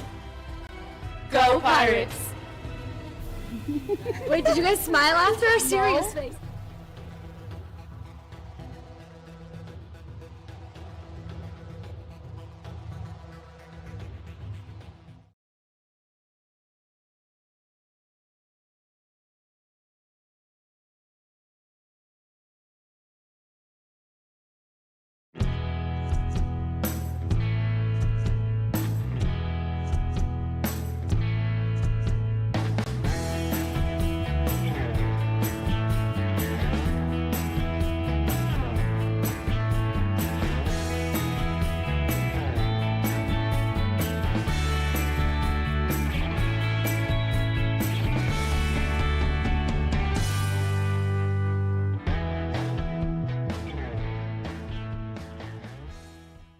Whether you're taking Highway 49, Highway 99, coming from anywhere in the 209 or much further, take a drive up Highway 108 to the NorCal Sports TV Summer Basketball Camp.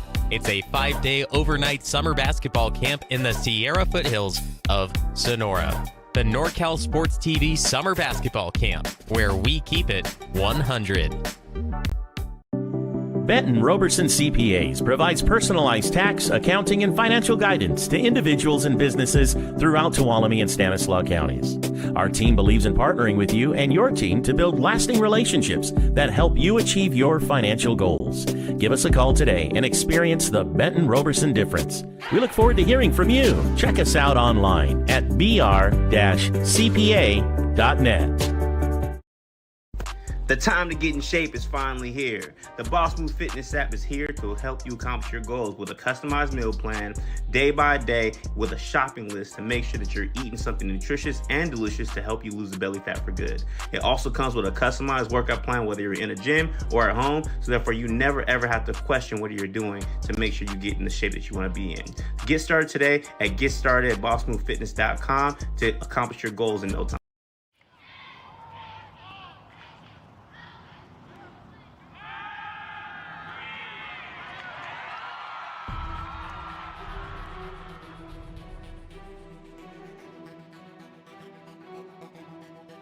MJC has the largest athletic program in Northern California, with 21 sports being offered.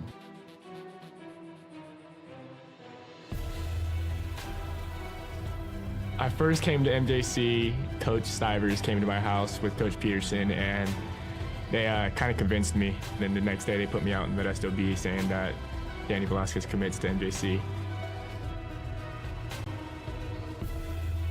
I've always wanted to be a swimmer, and I thought that swimming at a JC first, I'd dip my feet in the pool and see if I'd get recruited or not.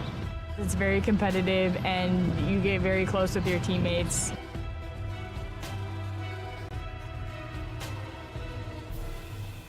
I've had athletes get their master's degrees, become doctors, chiropractors, lawyers, city council members. I think the best part of my job is getting phone calls from different types of employers that want to find out about some of the athletes that I've had in the past. Yeah, I was able to get a scholarship to Cal State Fullerton through academic success and athletic success here through teachers and coaching. It's like a family. I mean, we're always looking out for each other and always making sure, hey, what can I do for you? I got a student that needs this. Hey, I got somebody that needs this class, or I have this class open. What can we do for your athletes? I've seen MJC make a difference in the life of student athletes with the priority registration. If you're a high schooler and you want to come to MJC, you can expect great coaches, a great counselor, and great student success specialists to help you along the way. We're there from start to finish. Even when you go to transfer, we even assist you after transfer. The philosophy of our program is we're a student transfer program, so our job is to get the students in and get them out. We want the parents to know exactly what's going on and what we're trying to do from an academic to an athletic standpoint. We always end up winning. We always being productive. We're always at the end. And the results of MJC and all the athletics are second to none. From what we start with to what we end with are not the same students. They come here and they get faster, or they get stronger, or they're a better player or a better teammate or whatever it is. They all succeed. I always had dreams about playing college ball, and ending senior year without any offers to play big D1 ball, kind of heartbreaker. But I ended up grinding it out, hit the gym, made it happen, went to MJC, and got it done.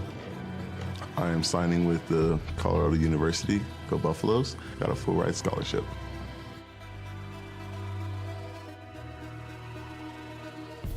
As long as you're ready to work, like Mustafa and all the other successful students we've had, all of the resources are there for you. MJC has made me realize I can do anything. With all the hard work I can put into it, there's so much more I've done that I didn't realize I could do. Go Pirates! Go Pirates! Go Pirates! Go Pirates! Go Pirates! Go Pirates! Go Pirates! Go Pirates! Wait, did you guys smile after our serious face?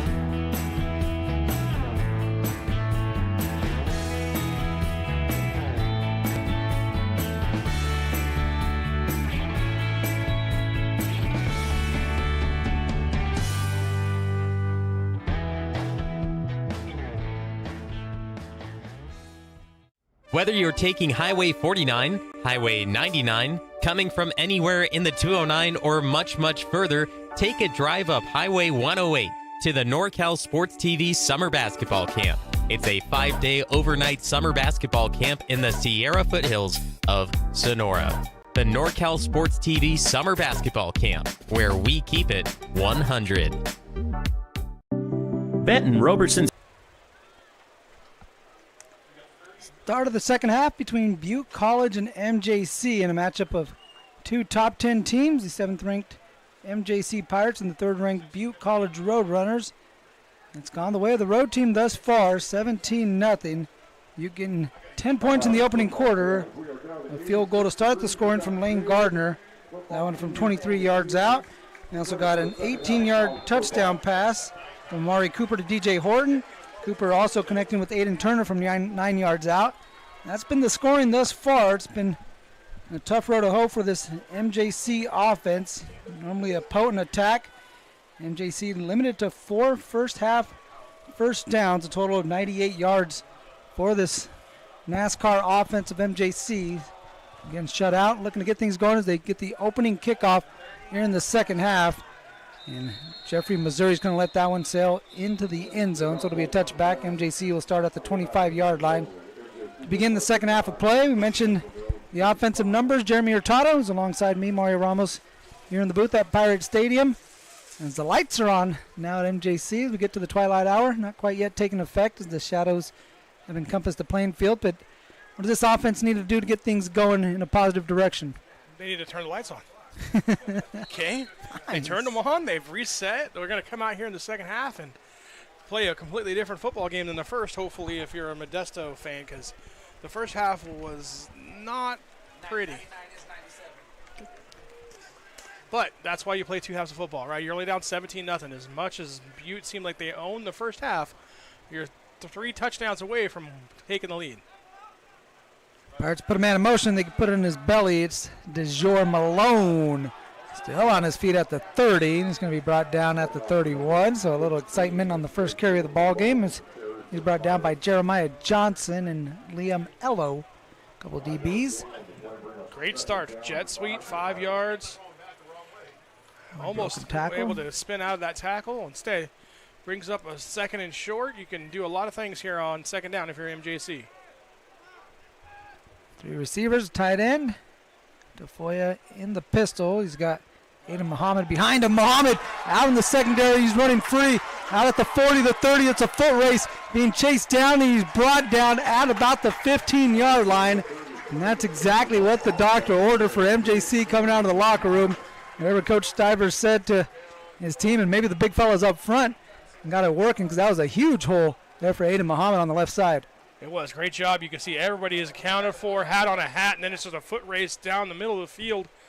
Big guy get caught down by the DB, but still huge play down to the 12-yard line. And just like that, instant energy back in the offense. I told you, it's all about turning the lights on. Pirates have it just outside the 10-yard line. It'll be 1st and 10 from the 13.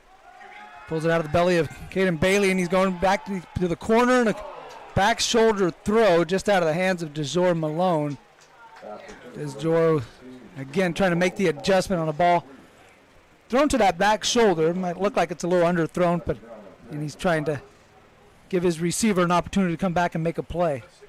Yeah, put right where you had to put it. Good job there by the quarterback, and just not able to come up with it. But still, much better rhythm and flow to the offense for MJC. And then we have a Roadrunner. DB down. We'll be back after this on NorCal Sports TV. Benton Roberson CPAs provides personalized tax, accounting, and financial guidance to individuals and businesses throughout Tuolumne and Stanislaus counties. Our team believes in partnering with you and your team to build lasting relationships that help you achieve your financial goals. Give us a call today and experience the Benton Roberson difference. We look forward to hearing from you. Check us out online at br-cpa.net.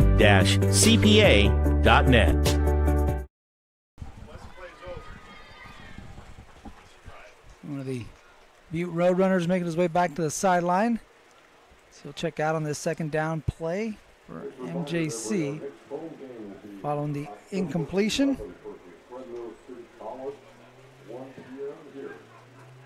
Second down and 10. Pirates quickly into the red zone. A couple plays into this first drive. Or on this first drive to start the second half against Butte. We've got a flag flying now. Let's check this.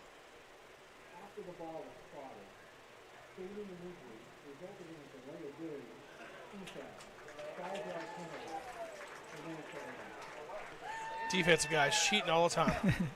Okay, we talked about defensive guys. They grab you, they hold you, they use their hands. That's, come on now. They move the football when it's spotted. Moving the football when no one's looking. Jeez, grabbing receivers, throwing them on the ground.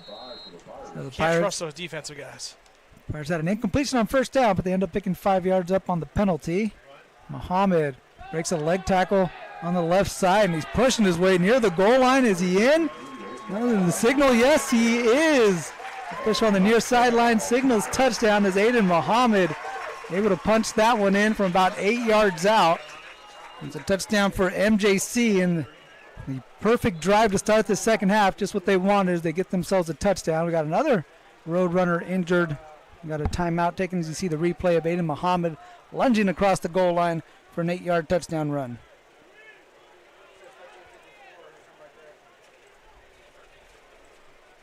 Whether you're taking Highway 49, Highway 99, coming from anywhere in the 209 or much, much further, take a drive up Highway 108 to the NorCal Sports TV Summer Basketball Camp.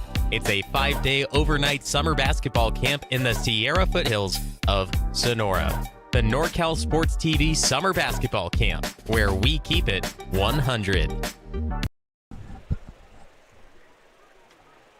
8-yard touchdown run for Aiden Muhammad to get the Pirates on the board. Extra point still pending. We have an injured Roadrunner on the ground being tended to by both training staffs. We'll take a minute. You're on NorCal Sports TV. Jeremy Hurtado, Mario Ramos alongside you is again a good first drive capped off by this touchdown right here from Aiden Muhammad, who had a nice burst, a nice run earlier, an explosive play out of the backfield. This time he caps it off with a touchdown run. We'll go around and check out some scores for you here in the 3C2A. Santa Rosa picking up a last-second victory on NorCal Sports TV. They defeated San Jose Junior College 20-17. Feather River all over Hartnell, 62-14. How about Reedley defeating Shasta 35-34 in overtime. MJC will see Reedley later on in Valley play. Sac City, they dropped one to Diablo Valley, another MJC opponent there. Sac City, we'll see them later on. 48-17 DVC over Sac City. San Mateo, they just keep plugging along. The Bulldogs picked up another victory, 38-14 at American River. A big road win following the victory against MJC. No score on the Fresno City at San Francisco game. Fresno City will be the next MJC opponent. That'll be October 11th when they come to town, and we'll have that one for you on NorCal Sports TV. Chris Babcock will be in the house on October 11th.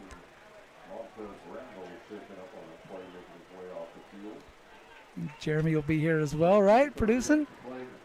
You got that game? Yeah. Believe so.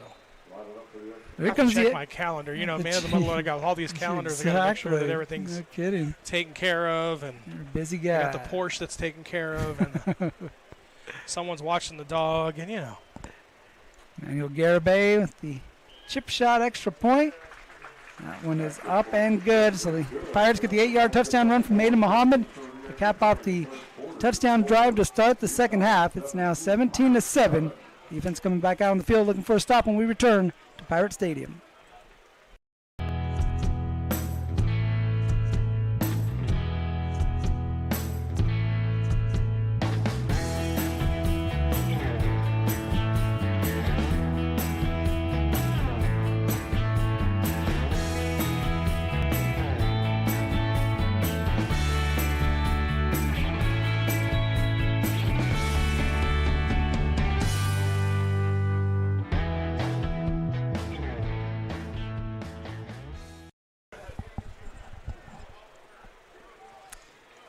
Mario Ramos on NorCal Sports TV.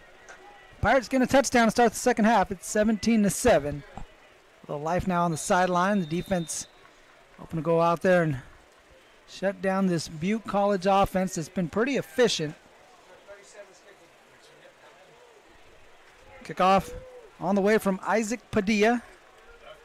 The lefty coming in and swinging the foot and gets an end-over-end kick that's going to bounce shy of the 20, and you're going to get a road runner diving on that. Najee Dade going to dive on it at the 20-yard line. So that's where Butte will take over in the second half, and what a first half it was for Amari Cooper. 19 of 25 in that first half, 239 yards through the air, and a couple of touchdowns.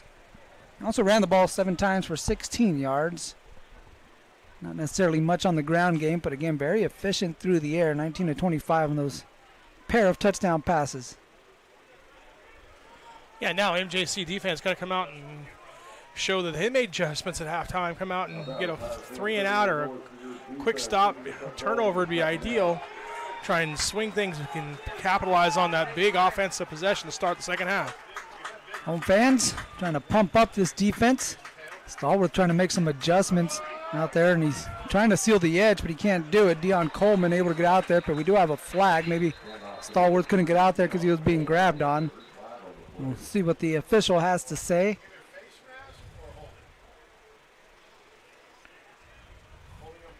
There was a couple of yards on that carry from Coleman, but again, we're going to check the foul. It's on the near sideline right in front of the MJC bench.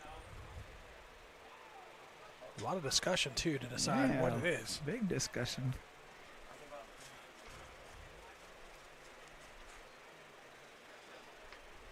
Here we go. Get the call.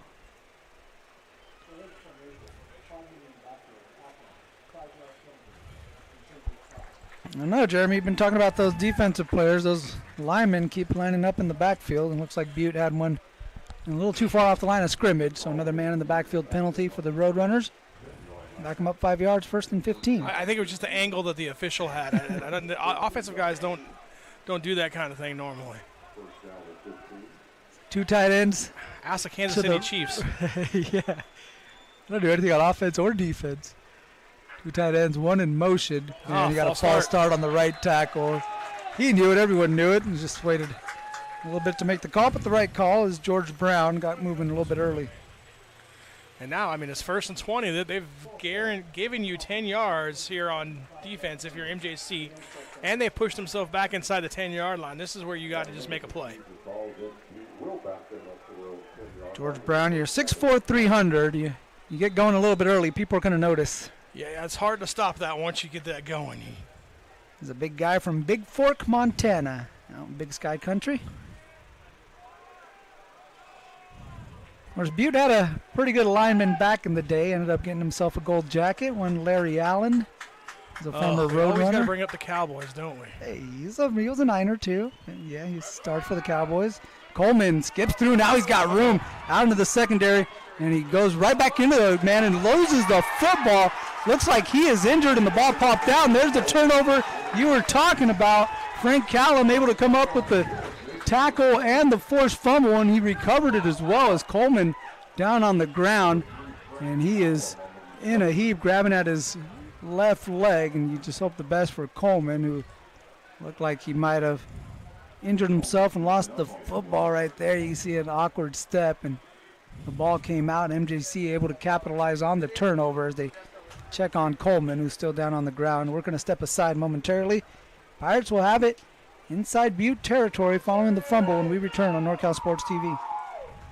Whether you're taking Highway 49, Highway 99, coming from anywhere in the 209, or much, much further, take a drive up Highway 108 to the NorCal Sports TV Summer Basketball Camp. It's a 5-day overnight summer basketball camp in the Sierra foothills of Sonora. The NorCal Sports TV Summer Basketball Camp, where we keep it 100.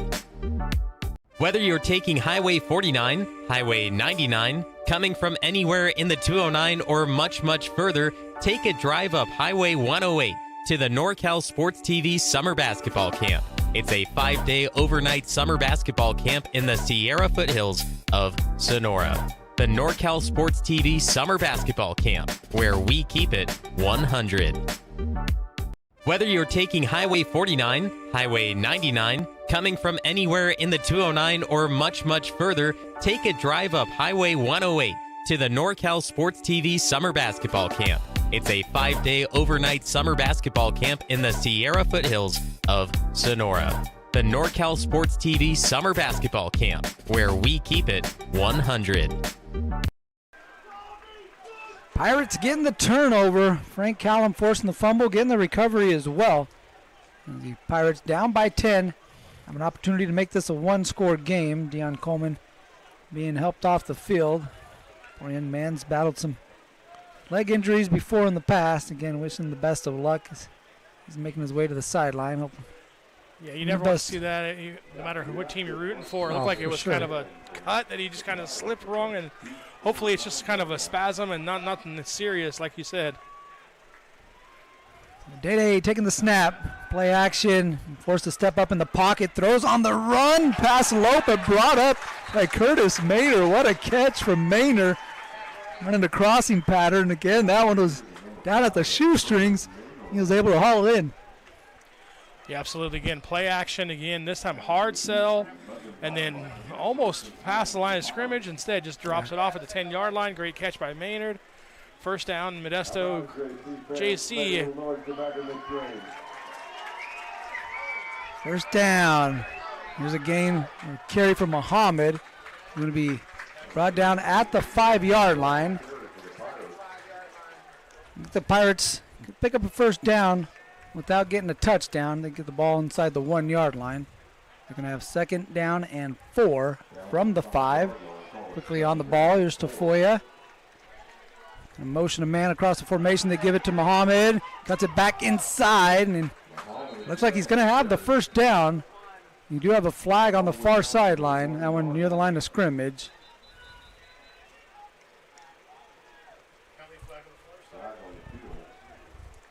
Hopefully, for the Pirates' sake, it might be a guy lined up in the neutral zone. We'll see. I was going to say it's either offsides or somebody lined up illegally on the offense.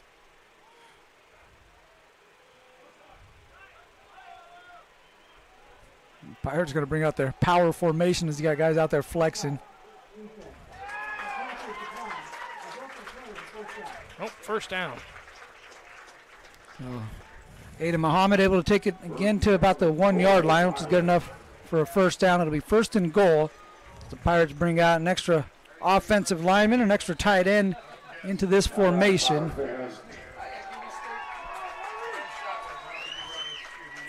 Weber tight to the left, Burris tight to the right.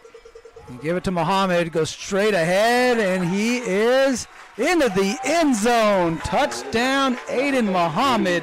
His second touchdown run of the ball game, of the half. You got a flag coming out, looks like post play. The touchdown will count. We'll see how this affects either the extra point or the kickoff. We got a whole new ball game here. As, like you said, the lights have come on, and they've come on for this offense, and now things have definitely turned in the favor of MJC, who's captured old Uncle Mo. They got it on this side. No flags. They wave it off. So no flag following the 1 yard touchdown run. The ruling on the play still stands. Touchdown run for Muhammad. So the Pirates looking to tack on another extra point. Garibay knocked down the first one. This time it'll be Isaac Padilla. So the holder, Dede Tafoya, flipping around to the other side as Weber snaps this one. And the kick from Padilla is good. So the Pirates get their second rushing touchdown of the quarter from Aiden Muhammad. And they've cut this down to a one-score game, 17-14. Pirates trail the Roadrunners by 3.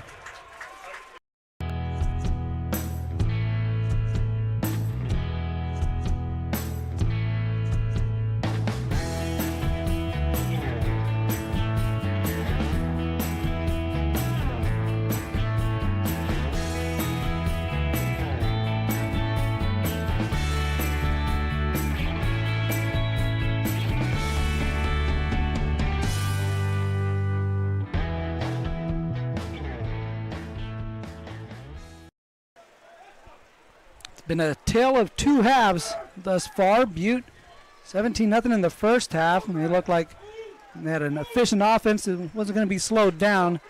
And here in the second half, the MJC offense now efficient on the ground. Looks like they're not going to be slowed down as they get 2 touchdown drives to start the second half. They made a 17-0 game into now a 3-point ball game, 17-14. As Emmanuel Garibay will put this one in the air. Running up on this one is Seiler. Seiler at the 15-yard line and brought down. Nice special teams tackle by M.J. Ueli. Linebacker from Mo High. Making the nice special teams tackle as Seiler trying to cut back across the field here. And Ueli was not going to allow that to happen. Great tackle on special teams. A little juice over here with the Pirate squad, and you pointed up here to the lights. Ever since the lights came on, it's been a different MJC ball club. It has, and it's been, like we talked about as part of the second half, as dominant as Butte was in the first half, and it felt like everything was going Butte's way. It was only 17-0. You know, the defense had done enough just to kind of keep them around, stopped them, missed field goal, and now 3-point game.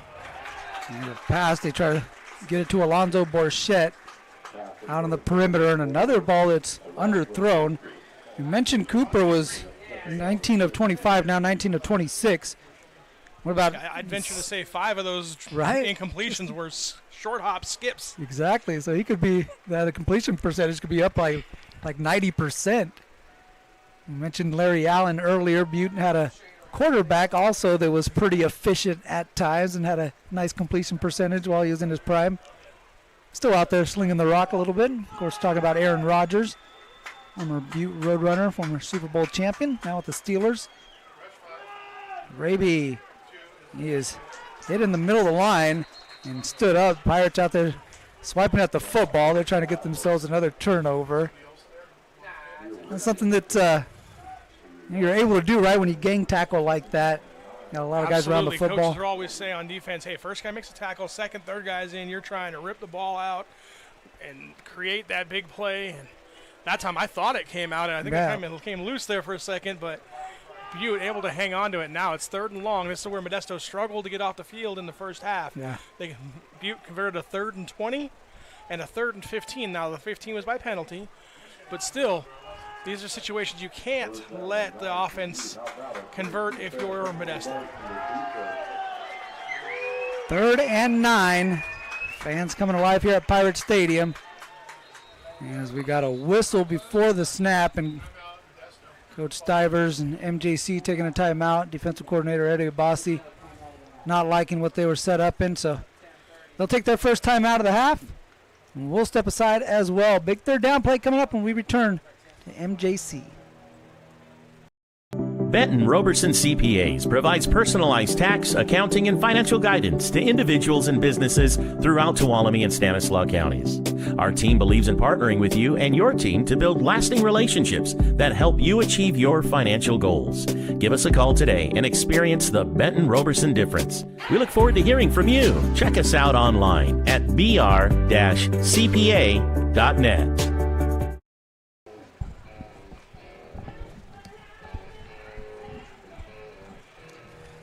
Third down and 9 play coming up following the first timeout of the second half. MJC taking a timeout.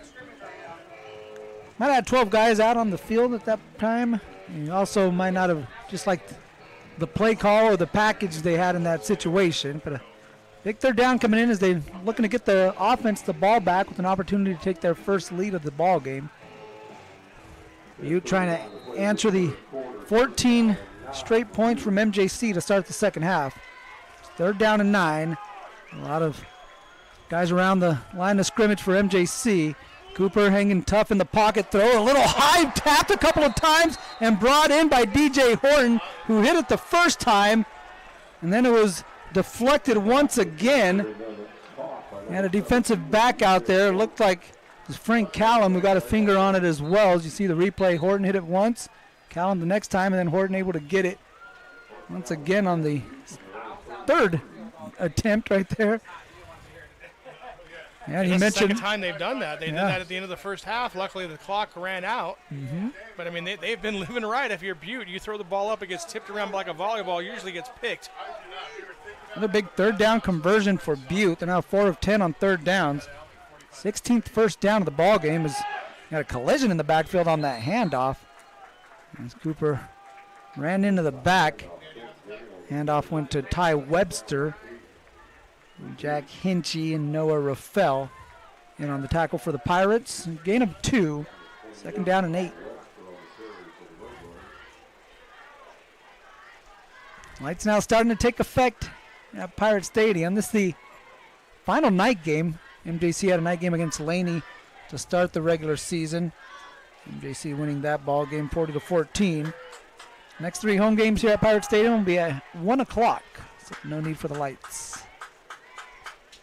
2nd and 8. Pitch to the right. And nothing doing. Great play made in the backfield by Reyes Diaz with the initial play. And then here comes Jalen Booth. And it cleans the clock of the running back, Ty Webster, who was stuck between a rock and a hard place on that carry. Yeah, absolutely. Quick toss to the right and just slipping by the blocker and bam, bam. Ooh. 2 guys there to make the play for MJC, and now here's that dreaded 3rd down again. You mentioned Butte's been able to pick up a few 3rd and long situations. Pirates brought pressure last time. Cooper able to stay strong in the pocket. They're coming again. Cooper rolling to his left. Sidearm delivery, tipped around, and not sure if that's by design now because it's a few times that Butte's done that. But this one falls out of the hands of Elias Cunahan. Falls incomplete. He did have another road runner in the area try to make an attempt at salvaging some yards, but the Pirate defense holds and they force the punt. Like to get the offense the ball back with a chance to get the lead as Desjor Malone back to receive at the 30-yard line. Now here Malone, make a good decision here. Don't try and come up and make a catch. If it's a short kick, just let it go. You should get good field position. Don't turn the ball over here for MJC on special teams. Ashton Carr to punt this one away. Carr spirals the kick that's caught by Malone at the 24-yard line. Flag comes quickly flying. A couple flags in the area, so that's not a good sign. Right off the bat as Malone got about a yard on that return, but again, got more flags than yards on that return for MJC. As we'll get the call. Got the punter, Ashton Carr. We mentioned Aaron Rodgers played here at Butte College. He also played at Pleasant Valley High School. That's where Ashton Carr went to school. Yeah, you're going to see the block in the back right here as it comes into your screen. Boom, right there. So instead of having the ball around the 30-yard line, you're going to be backed up inside your own 20. Yeah, everyone but the officials have already backed it up. You see both the offense and defense.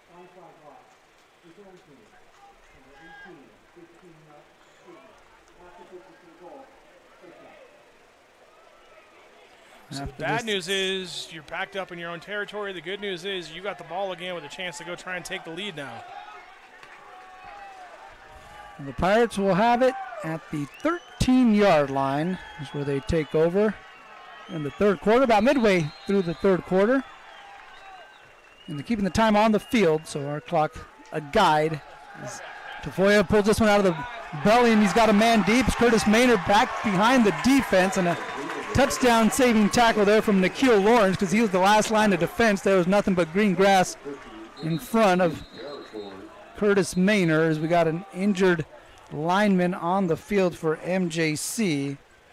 That is B.J. Leota, a freshman from Turlock, who's in a heap. He's already got the helmet off, and he is down on the ground at the 20-yard line. We're going to step aside here on NorCal Sports TV. Pirates will have it at midfield when we return.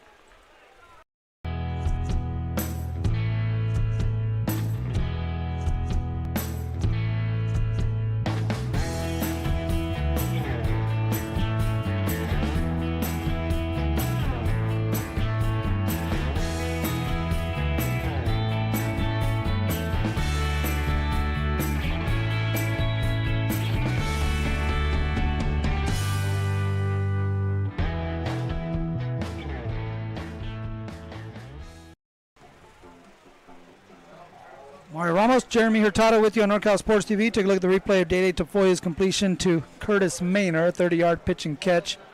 Play action pulling our cameraman for a second. Maynard able to get behind the defense. Brought down by Nikhil Lawrence at midfield. Nice play call from Coach Stivers to start off this drive. Coach Stivers, longtime head coach here at MJC, former offensive coordinator here with the Pirates. He's the 15th head coach, entering his 27th year on staff here with MJC. His 10th season as head coach. You don't count the 2020 year. He's on the staff with a guy who's now on his staff, the legendary Sam Young, who's in the next booth right next to us here in Pirate Stadium. He's actually one of my teachers here on campus as well while I was a student at MJC. Dede Tafoya play action. This one caught on the slant from Darius Doyle. Good hands from Doyle. That one had some heat on it. He went up and snatched that one. So first down pitch and catch. Back-to-back first down completions from Dede Tafoya. Starting to look a little more confident. Starting to cut it loose back there in the pocket. Pirates will bring in a tight end. Glenn Weber is tight to the left. Three receivers in the formation. Xavier Clark slot to the left. Muhammad standing behind Tafoya in the pistol. You got a flag coming straight out as Muhammad into the secondary, into the second level. He's out near the goal line, tries to stretch it out, but he's down at the 1. So we do have a flag right at the line of scrimmage. That one came out right at the snap. The Pirates could have the ball at the 1, or they could be backed up. We'll see what the penalty is. Yeah, the white hat didn't see the yellow hanky on the field either, and the officials are saying bring the chains down. Yeah. So. Yeah. Oh, another explosive run for Aiden Muhammad, who's got a couple of big runs here in the quarter and also a couple of rushing touchdowns in the game as well. He's now up over 100 yards. He's got 133 yards. They give it to Caden Bailey. Puts his head down. He's trying to get across the goal line. Looks like Butte was able to keep him out of there. He's inside the 1-yard line, so it'll be second down and goal for MJC. He's trying to take their first lead here in the third quarter. 14 unanswered points for MJC. They are 1 yard away from taking their first lead of the game in this battle of top 10 teams. They give it to Bailey again. He is into the end zone for the touchdown. A 1 yard touchdown run for Caden Bailey. And the Pirates go out in front. It's 20-17 MJC. An extra point from Garibay upcoming. And you said their next game's at 1 o'clock. They don't need the lights. They might just turn them on anyway.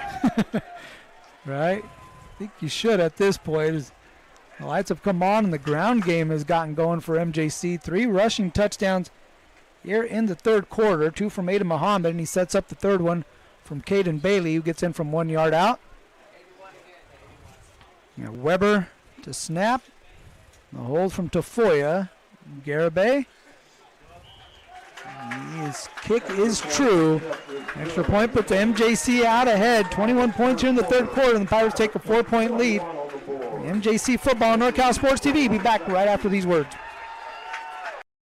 Benton Roberson CPAs provides personalized tax, accounting, and financial guidance to individuals and businesses throughout Tuolumne and Stanislaus counties. Our team believes in partnering with you and your team to build lasting relationships that help you achieve your financial goals. Give us a call today and experience the Benton Roberson difference. We look forward to hearing from you. Check us out online at br-cpa.net.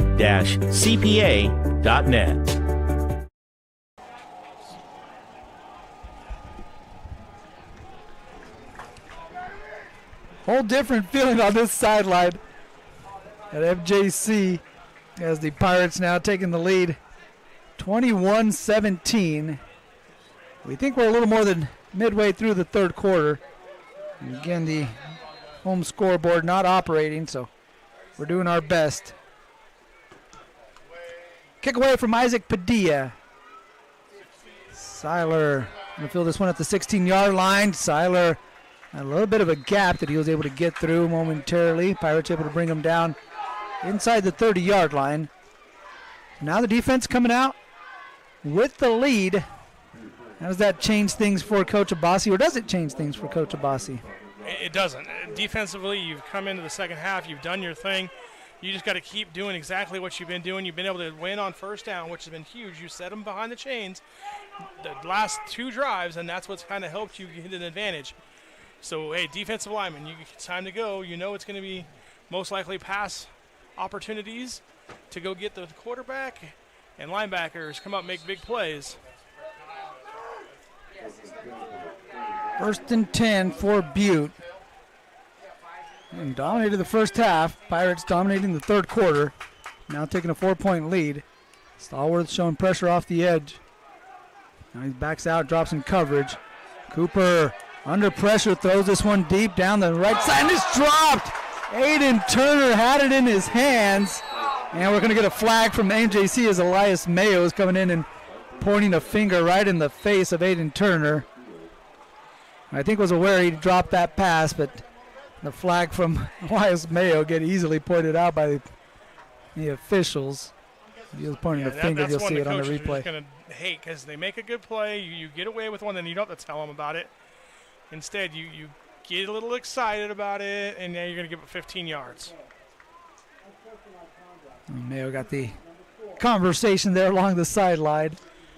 Yeah, I'm sure he'll get another conversation about it tomorrow when we're watching film, and it'll be a chance to learn. It's a 15-yard penalty, so a drop pass, but they still pick up 15 yards and a first down out of it. First down and 10. Ball at the 44.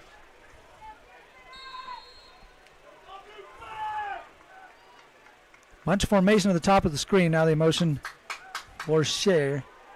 Play action pass and pressure coming. He gets rid of it. DJ Horton takes a shot. Not after he makes the completion. Thomas Perea coming up and making the hit, but DJ Horton able to hang on to that one.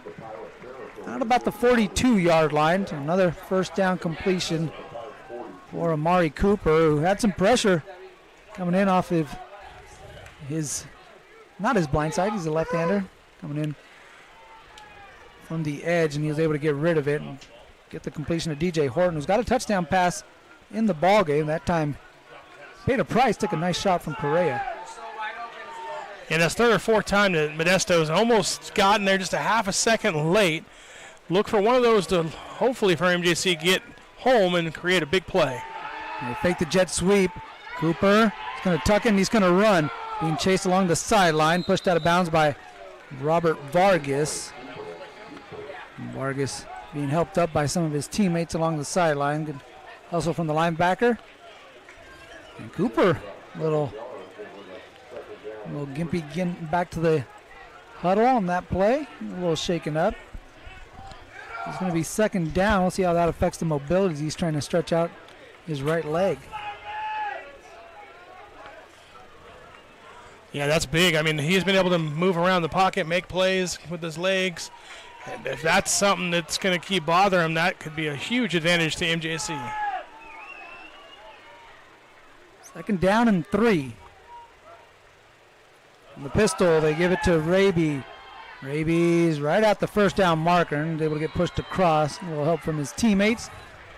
Take it right around the 30-yard line. Another first down for Butte. So Roadrunners trying to answer after the 21 straight points from MJC.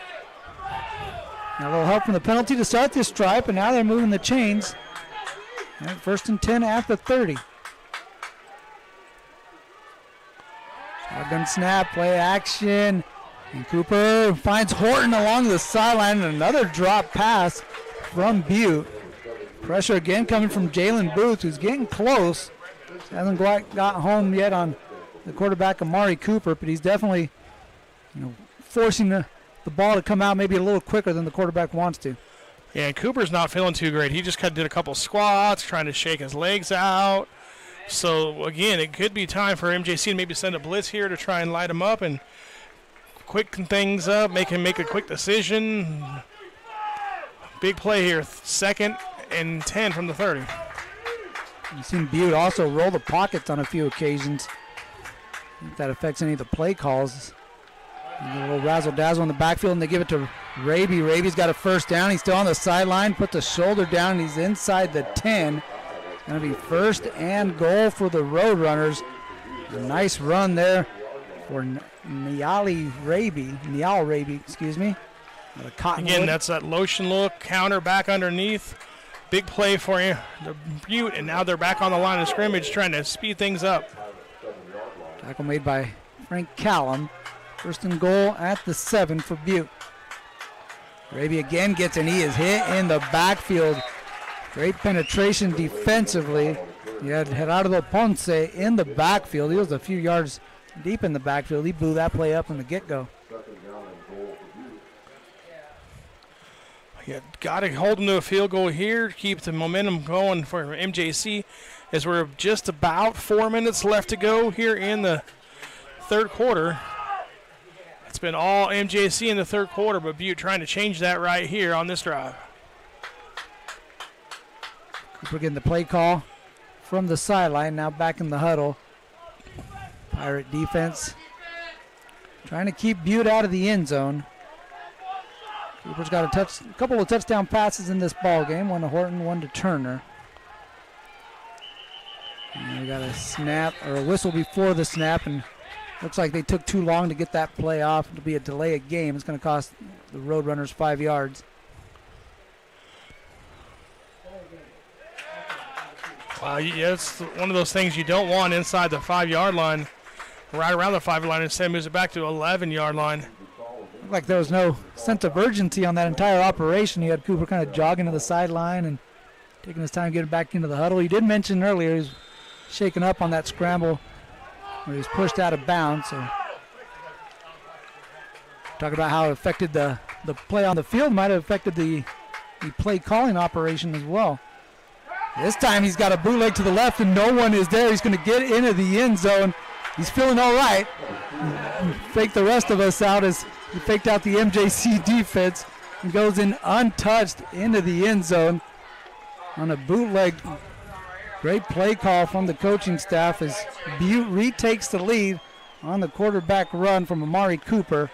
Yeah, he says, Mario, my legs are just fine. Watch. Everybody sails down to stop the running back and nobody there. to try and keep an eye on Cooper as he scoots around the left side. 12-yard touchdown run for Amari Cooper as Butte retakes the lead. So it's a little more like what we thought we had in store with these two top 10 teams.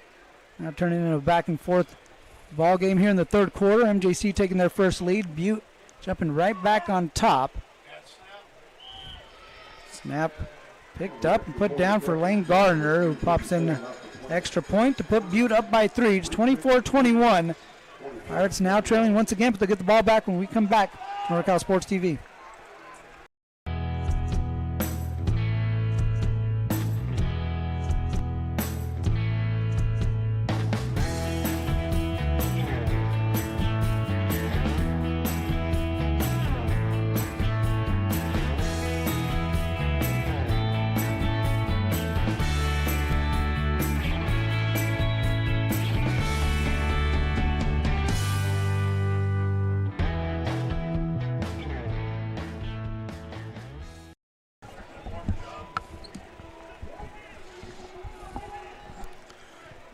Born and raised in South Detroit. Got it going here at MJC, the in-house DJ busting out all the hits on a beautiful Saturday night on Tully Avenue.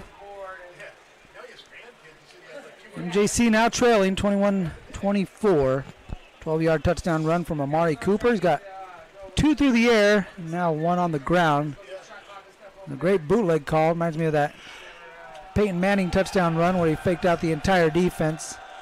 The entire left side of the field was wide open for Amari Cooper to run in there. Kick fielded by Jeffrey Missouri. Inside the 5-yard line, Missouri trying to get to the left sideline. It's going to be brought down just shy of the 25-yard line. That's where MJC will take over.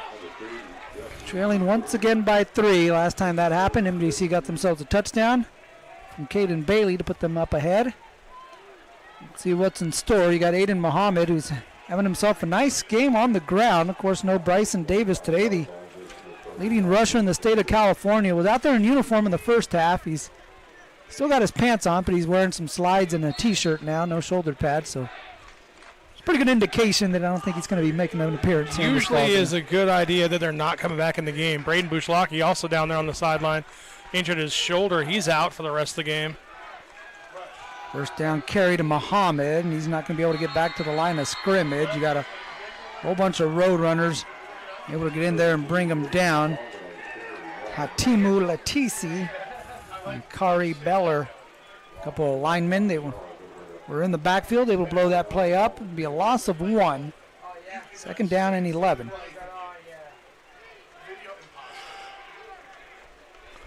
Mentioned the play call operation earlier for Butte, and cost them 5 yards that Cooper picked up on that scramble. Tafoya hands this one off. Muhammad breaks the tackle at the line of scrimmage. Now it's going to fall forward with the help of his linemen, who fall on top of him out near the 30-yard line. So pick up about 5 yards. It'll be 3rd down and 6. MJC's got an interesting play call operation going on. You got a couple of what we assume are redshirt quarterbacks with literally red shirts on, red jerseys, giving out some plays. One guy's shooting a jumper right now. The other guy's looks like he's playing a guitar. You also have backup quarterback Cole Gilbert giving some signals. One of Coach Stiver's daughters holding up some of the big signs that you see on the sidelines, and Coach Stivers as well also giving out signals. Tafoya motions out Bailey. He's trying to escape out of the pocket, and he's got nowhere to go. He is brought down near the 20-yard line. Sack made by Javin Hudson. Linebacker from Yucca Valley closed in quickly on Tafoya, who thought he was going to have a little more time. Hudson able to get the sack and close off that drive, so a shutdown stop there for the Butte College Roadrunners. And they just ran a spy there. His whole operation was to make sure the quarterback doesn't take off running, and he did a great job of that, coming up, making a big play in the backfield, forcing the 4th and long. You got Seiler standing near midfield. Butte should figure to get good field position. As the punt is blocked, and it rolls into the goal line, and it's going to trickle out of bounds. And that is going to be a touchback. I thought it was going to be a safety, right? Yeah, it's going to be a safety. The official signaled touchback. It should be a safety. Now they're going to get together. A big special teams play for Butte. And we've seen the special teams let Modesto down in the first half, and here rears its ugly head in the third quarter as you get a block punt of Logan Martin.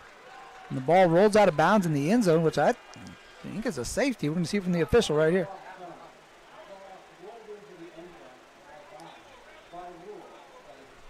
There we go. Indeed a safety. He was signaling touchback right off the bat, so had me confused, but I thought again it was a safety, and they do end up getting the call right. So a big special teams play for Butte as they get the blocked punt. And they're going to get 2 points and the football back. So now a 5-point lead for the Roadrunners. And again, they figure to get good field position as it'll be a free kick from MJC taken at their 20-yard line, I believe. Yeah, absolutely. And that's a huge break for Modesto, actually, because that could have sat there and there was 4 Butte guys there to pick it up. That could have been a touchdown. Instead, you give up 2 points. Yeah, you have to turn the ball back over to Butte again on the kick, but you feel like, okay, that's a kind of a 5-point win there. If you're MJC, you're still within a touchdown of taking the lead. Regardless, you're only down by 5. So those are those things that kind of maybe could be a break for Modesto. We'll see how the rest of this third quarter and the rest of the fourth quarter play out. Special teams unit now has a fumble against their ledger. They've also had a punt blocked. Also had a penalty that cost them some solid field position on a couple of occasions for MJC. So like you mentioned, some of that hidden yardage this time shows up on the scoreboard as Butte able to get 2 points off the safety. 26-21. Again, they'll get the football back. Got a free kick coming from Garibay, who's going to tee it up at the 20-yard line. The Butte returner standing at the 25. You have Seiler and Dade, and it's going to be Seiler backing up. He'll make the catch at the 22. Going to his left. He's got blockers out in front. Seiler with the head of steam. Tries to stiff arm a guy out near midfield, and he's able to get into Pirate territory. Tackle finally made by the kicker himself, Emmanuel Garibay, who didn't like what that return was doing to his net average. So went out there and made a special teams tackle, but Seiler with a good return as Butte set up right outside the 40 in MJC territory. It'll be 1st and 10 at the 42. Yeah, absolutely, and this is what you don't want if you're MJC. That was a big return. All the momentum that you had in the first half of the third quarter has kind of jumped on the other side of the sidelines, and now it's wearing black and gold, and you see the Butte just running out to the field saying, hey, we're ready to go. Let's put more points on the board, and then this has been back and forth heavyweight fight. The first half was all Butte. Third quarter-ish was Modesto. Now, who knows what we're in store for the rest. 17 minutes-ish. Cooper going to run up the middle, and he is chopped down. It's going to be a small gain. You got Villegas, who lost his helmet, in on that tackle along with Jack Hinchy. Again, a 1-yard pickup. So 1-yard run for Cooper. He's trying to get out of the pocket. 2nd down and 9. Villegas will make his way to the sideline.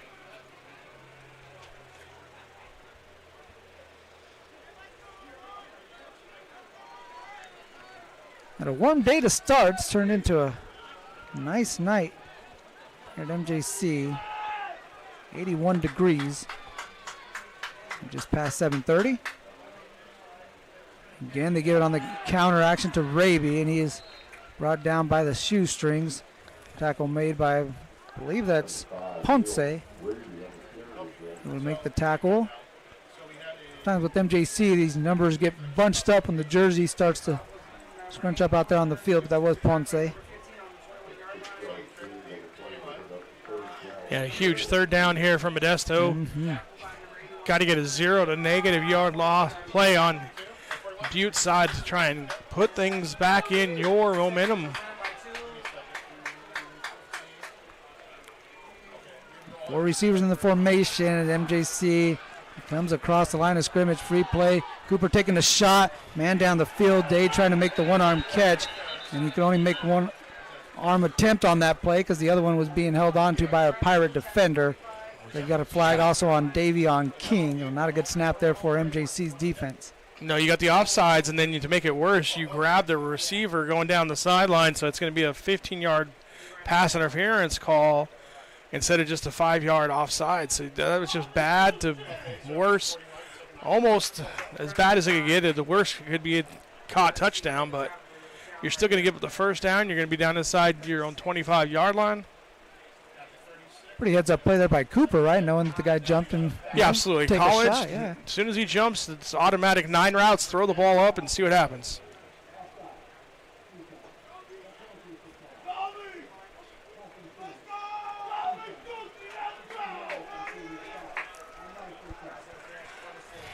Automatic first down following the pass interference call going against Davion King, freshman from Lincoln of Stockton. First and 10 for the Roadrunners, leading by 5. Pirate defense, you're trying to limit them to a field goal, keep this a one-score game with them just outside the red zone. Shotgun snap for Cooper. Turn and give it to Raby. Raby finding some running room on the left side of that offensive line. He's got a nice first down carry. Pick up about 5 yards. We got the quarter whistle. As the third quarter comes to an end, MJC had some momentum there, but like a boxing match, you had a nice close to the round from Butte. They're able to jump back out in front. It's 26-21 as we head to the fourth quarter. More Pirate football when we return on NorCal Sports TV. Benton Roberson CPAs provides personalized tax, accounting, and financial guidance to individuals and businesses throughout Tuolumne and Stanislaus counties. Our team believes in partnering with you and your team to build lasting relationships that help you achieve your financial goals. Give us a call today and experience the Benton Roberson difference. We look forward to hearing from you. Check us out online at br-cpa.net. Benton Roberson CPAs provides personalized tax, accounting, and financial guidance to individuals and businesses throughout Tuolumne and Stanislaus counties. Our team believes in partnering with you and your team to build lasting relationships that help you achieve your financial goals. Give us a call today and experience the Benton Roberson difference. We look forward to hearing from you. Check us out online at br-cpa.net. Benton Roberson CPAs provides personalized tax, accounting, and financial guidance to individuals and businesses throughout Tuolumne and Stanislaus counties. Our team believes in partnering with you and your team to build lasting relationships that help you achieve your financial goals. Give us a call today and experience the Benton Roberson difference. We look forward to hearing from you. Check us out online at br-cpa.net.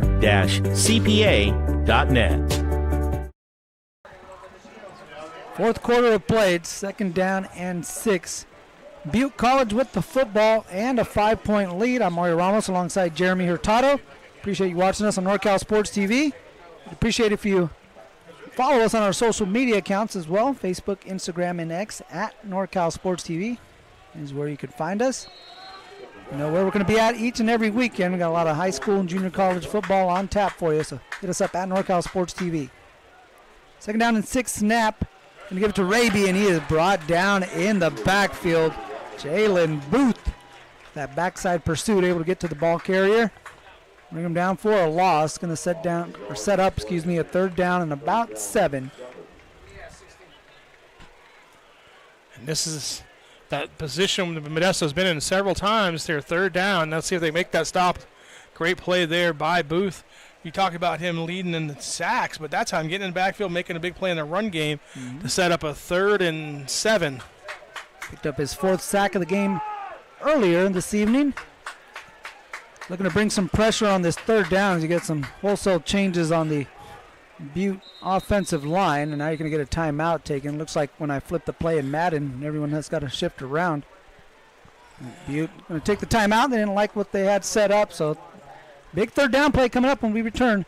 Get a word from American Asphalt on NorCal Sports TV.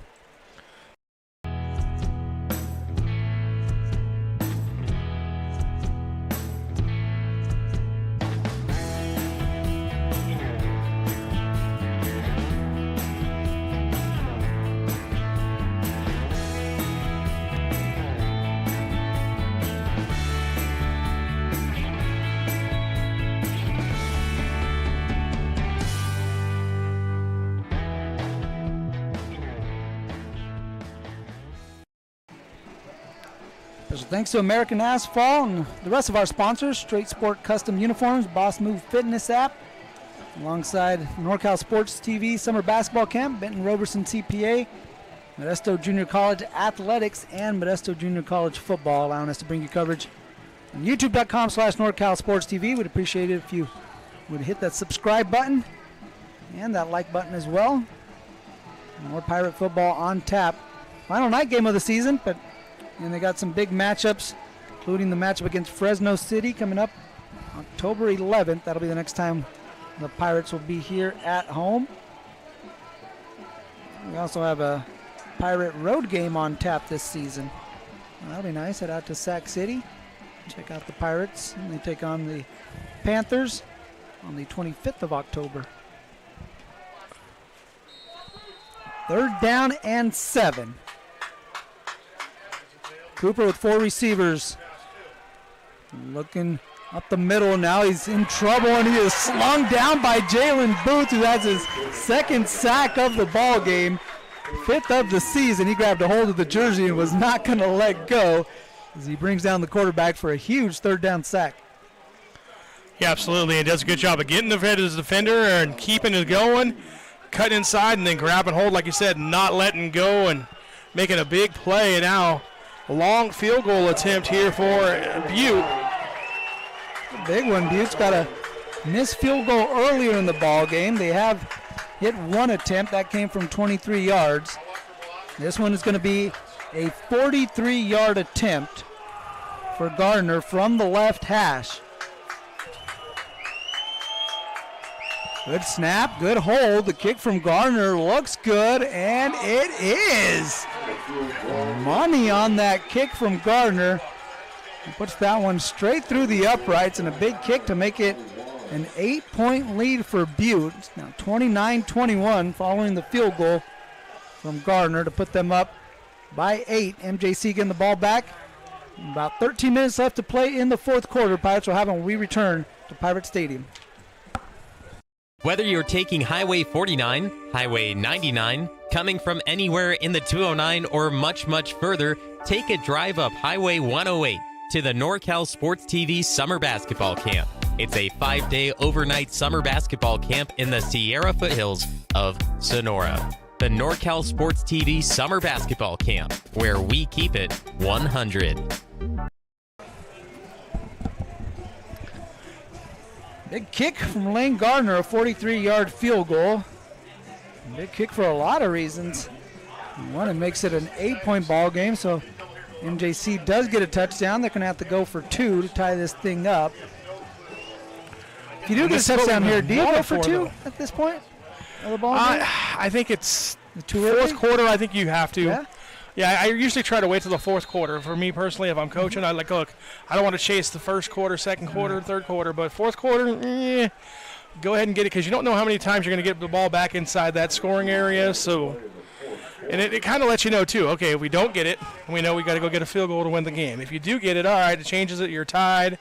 Kind of changes the way you play call. So it's Cole Olson, who switched from 97 to 99 before the ball game. Apparently, he's out to kick this one away. Short kick. It's going to bounce and roll into the hands at the 16-yard line to a Pirate ball carrier who was brought down at about the 15. It was Jeffrey Missouri picking that one up off the bounce. So MJC got some work to do, and trailing by 8. And they're going to start at around the officials now walking it up to the 20-yard line. Now he's going to hand the ball off to one of the Butte College Roadrunners. Oh, they're going to re-kick. I was wondering, I saw some MJC guys wander out here into the defensive backfield position, and I was like, what's going on? But I don't see a flag on the field anywhere, yeah. But apparently Butte was offsides.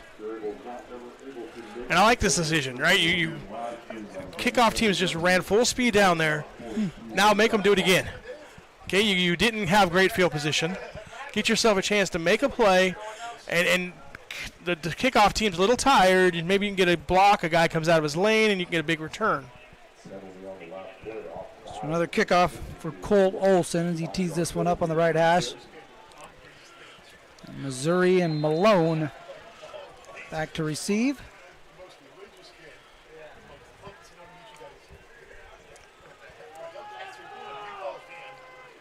Into a good ball game between these two teams ranked in the top 10. Third-ranked Butte College, undefeated at 3-0.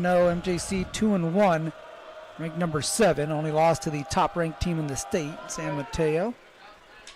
Olson gets a little more on this one. Missouri with the catch at around the 15-yard line, still on his feet. Now trying to cut it back, but he's spun around at about the 23.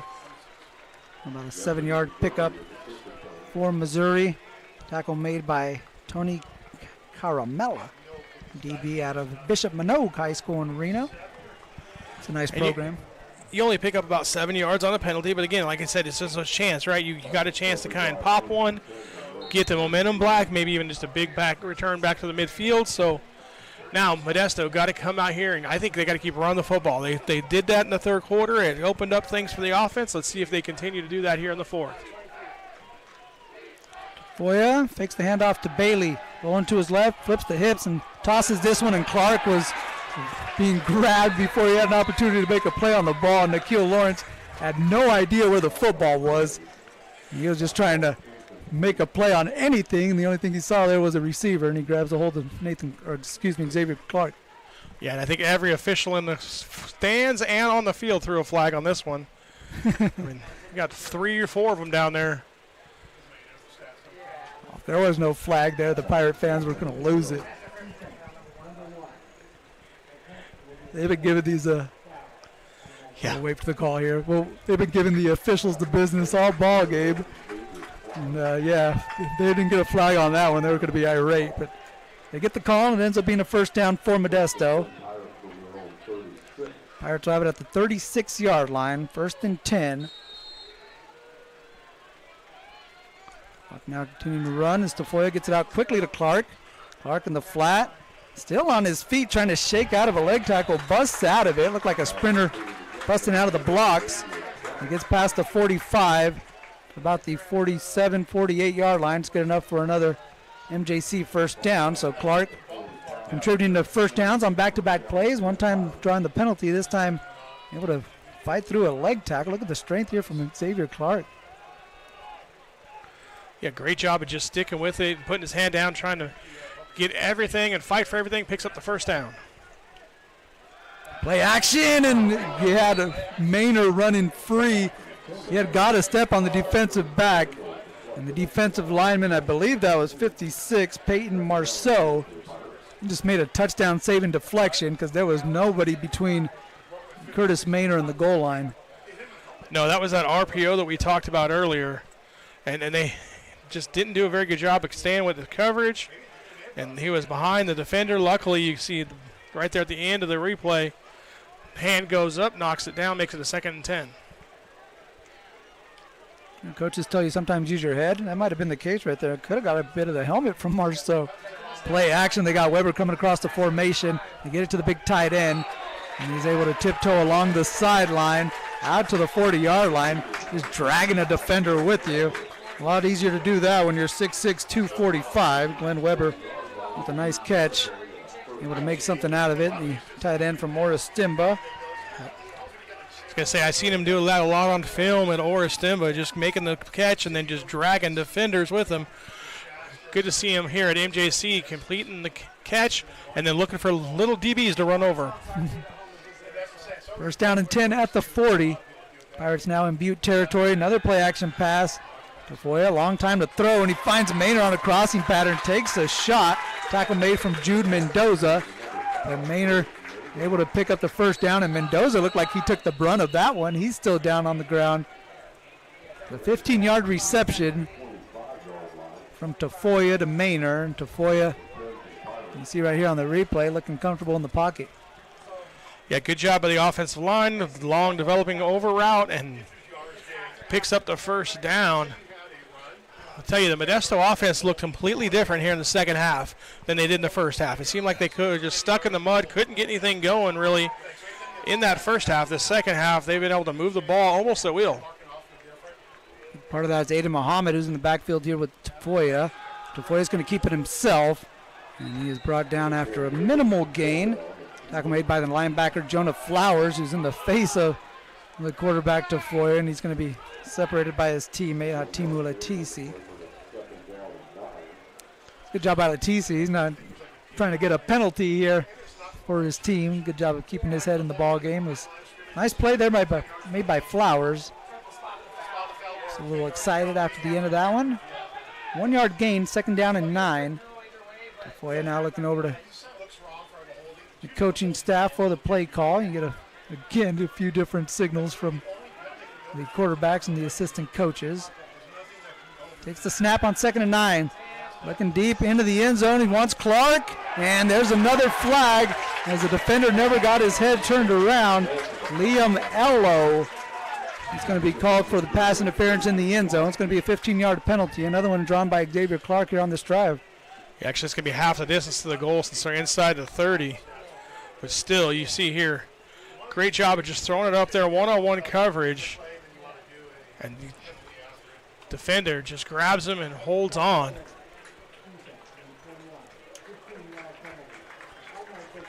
Okay. Ello unable to get his head turned around as they will mark it off 15 yards. So it's going to be 1st and goal for MJC as the Pirates will have it at the 9. Big opportunity here for MJC as we get under 10 minutes left to play in this ball game. On 1st down, we got a whistle before the snap.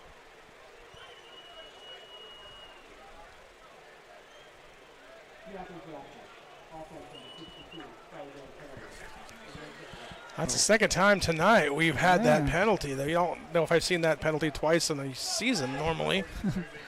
Roman Faumai, the center, got caught moving the football.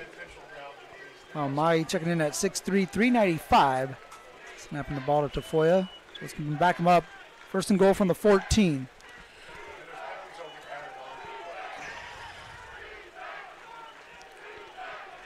Tafoya with Muhammad behind him.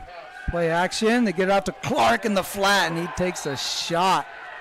Good job by the defensive back, Ty Williams, who was actually in coverage on Dylan McCauley. He saw that one dropped off to Clark, able to drop off his man and put a big hit on number 0. Yeah, he did. He came down and delivered the boom. Good thing he held on to the football for Modesto because, bang, there it was right there at the catch point. No gain. Brings up 2nd and goal. Pirates now have it at the 12-yard line. Looking to make some substitutions. You guys got running in and out. And a little confusion on the sideline as well. It looks like MJC is going to take a timeout. That one didn't look good there as far as running guys in and off the field. So it's going to cost MJC their 2nd timeout of the half. In a close ball game, MJC is going to have 1 timeout remaining. So something to keep an eye on down the stretch here on NorCal Sports TV.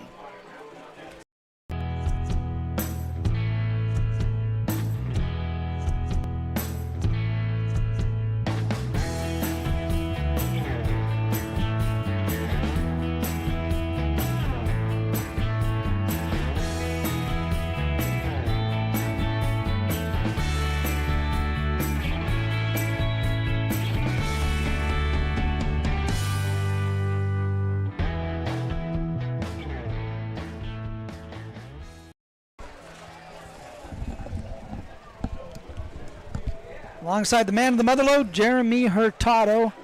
I'm Mario Ramos. We have Noel Alexander and Avery Townsell, our camera personnel. Special thanks to Executive Director and Executive Producer, Dion I. On NorCal Sports TV, bringing you exclusive coverage of Modesto Junior College Pirate Football. One of our longtime partners here at NorCal Sports TV. Special thanks to MJC Athletics and MJC Football. We're allowing us to bring you coverage on youtube.com/NorCal Sports TV. 2nd down and goal. Jet sweep. They give it to Malone. Malone trying to turn the corner. He's inside the 10. He gets out of bounds at about the 9-yard line is where they'll spot this one. So 3rd down and goal. 4-down territory, Jeremy? Or? Yeah, I think it is. I was thinking about that just a minute ago. You're 8 minutes-ish, we think, left here in the 4th quarter. So I think you got to assume this is 2-down territory. You have the kicker Garibay warming up along the sideline. Yeah, kickers always warm up because they think they're going to go in and they want to go in, but. I'm here if you need me, Coach. Yep. Ready to go. Third down play. Tafoya looking for Bailey on the flat, and it's picked off. Intercepted by Javin Hudson along the sideline, and he's going to go all the way. 20, 10, 5 touchdown for Javid Hudson, a pick 6. He's going to make this a 2-score game. Like a 95-yard return from Javid Hudson as they're trying to get Caden Bailey out on the flat. And the linebacker read that play, picks it off, and goes the distance as that's a back-breaking play for the MJC offense, who looked like they were threatening to tie this game up, and now all of a sudden they're down by 2 scores. No, absolutely, and that was a huge interception return for Modesto, obviously.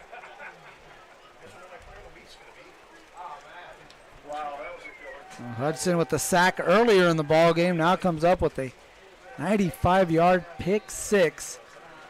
Butte up ahead now 35-21. Another extra point on the way for Lane Gardner. Had a nice ball game himself. Has missed 1 field goal. He's knocked in a couple. He's got a few extra points to his ledger as he tacks on another one. Butte now up ahead 36-21. Following the 95-yard interception from Javid Hudson on NorCal Sports TV. Benton Roberson CPAs provides personalized tax, accounting, and financial guidance to individuals and businesses throughout Tuolumne and Stanislaus counties. Our team believes in partnering with you and your team to build lasting relationships that help you achieve your financial goals. Give us a call today and experience the Benton Roberson difference. We look forward to hearing from you. Check us out online at br-cpa.net. No, whatever. I guess too. I don't know where he caught it. We're debating up here. We think it's a 94-yard touchdown return for Javin Hudson.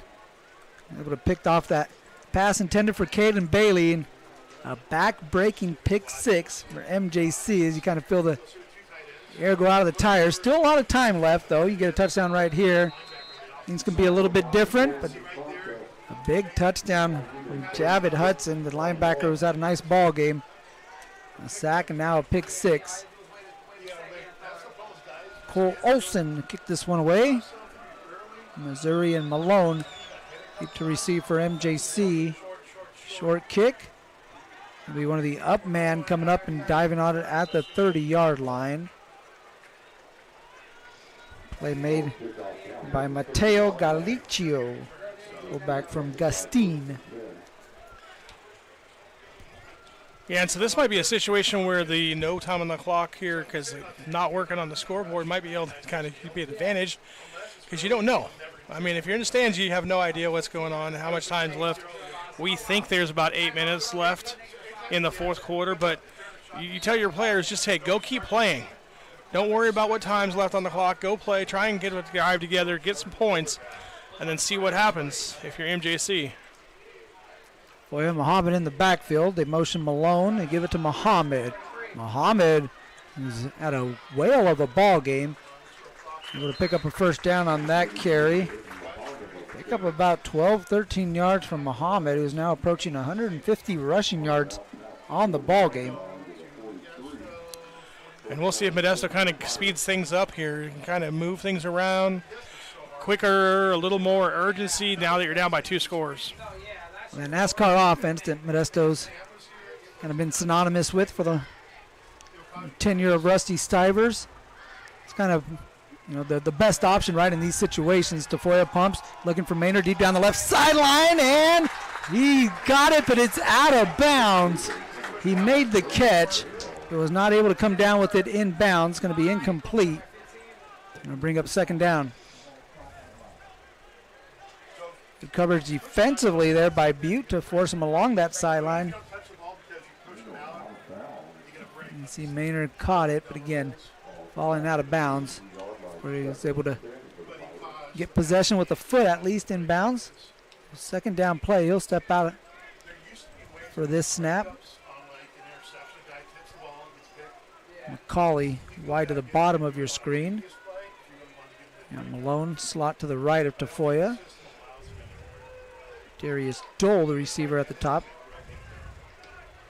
Tafoya checking out the defense. Butte bringing some pressure. They give it to Muhammad. Muhammad still moving forward out near midfield. On the Butte side of the 50s at the 49. Gonna bring, I'm sorry, that was Caden Bailey, beg your pardon. Takes it to the 49-yard line. Third down 3, third down and 4. Manageable third down situation here for MJC. Because at this point, I would say indefinite four down territory. 4 receivers, Caden Bailey in the backfield. They motion Malone, they give it to Bailey. Bailey is gonna be right at the first down marker, and he's kind of thrown across the sticks to the 45-yard line. So he picks up the first down. Clock will stop momentarily while they move the chains. First down and 10 for MJC. You mentioned, we're doing our best to try to keep track of what the time is, what the score is. Got a nice crowd on hand, and they've been going the whole ball game without checking in on the scoreboard because it's not working here. So they're keeping count on their hands and they're using their notes on their phone. Tafoya stepping up in the pocket. He's going deep over the middle, and you got a man that was tackled. Darius Doyle brought down in the secondary by Ojani Gray. Gray was in phase with Doyle there, but just kind of lost track of the ball and lost track of where the offensive player was and ended up tackling him in the secondary. Yeah, and defensive backs get a little scared when they get beat and they just grab and hold on. I don't know, though. I thought their feet kind of just got tangled up a little bit. Yeah. Hey, MJC will take that at this point, right? I mean, and if I'm an offensive guy saying I don't know if the defensive guy, I don't know. That usually tells you that it's kind of a 50-50. Well, like you said, the Pirates will take it. They'll give them the ball at the 30-yard line. It'll stop the clock as well. And that's helpful at this juncture in the ball game. Figure to have around 8 minutes left in this ball game. Play action to Bailey. Tafoya rolling to his right. Jump pass. And what an adjustment. What a catch by DeJour Malone. Pass a little bit behind him. He contorts his body and makes the catch inside the 5-yard line. Had the presence enough to try to reach for the pylon, but had stepped out of bounds at the 3. So it'll be first and goal for MJC. Check out what this. A pass on the run. He throws it right where he had to. Tafoya putting it right where it needed to be for the receiver to come down with it and have a chance to get in the end zone. Had a catch there from Malone. His first catch of the ball game goes for 27 yards. Sets up a first and goal situation for MJC. A lot of men in the backfield. And we're going to have an illegal substitution against Butte. The defender ran out the back of the end zone and around the field instead of to the sideline. The ref was watching them the whole way and just threw it. It's going to be half the distance to the goal. I mean, Jeremy, it's Saturdays in the fall. A lot of youth soccer sometimes, right? That happens in the youth soccer game. I'm going off the back end of the field.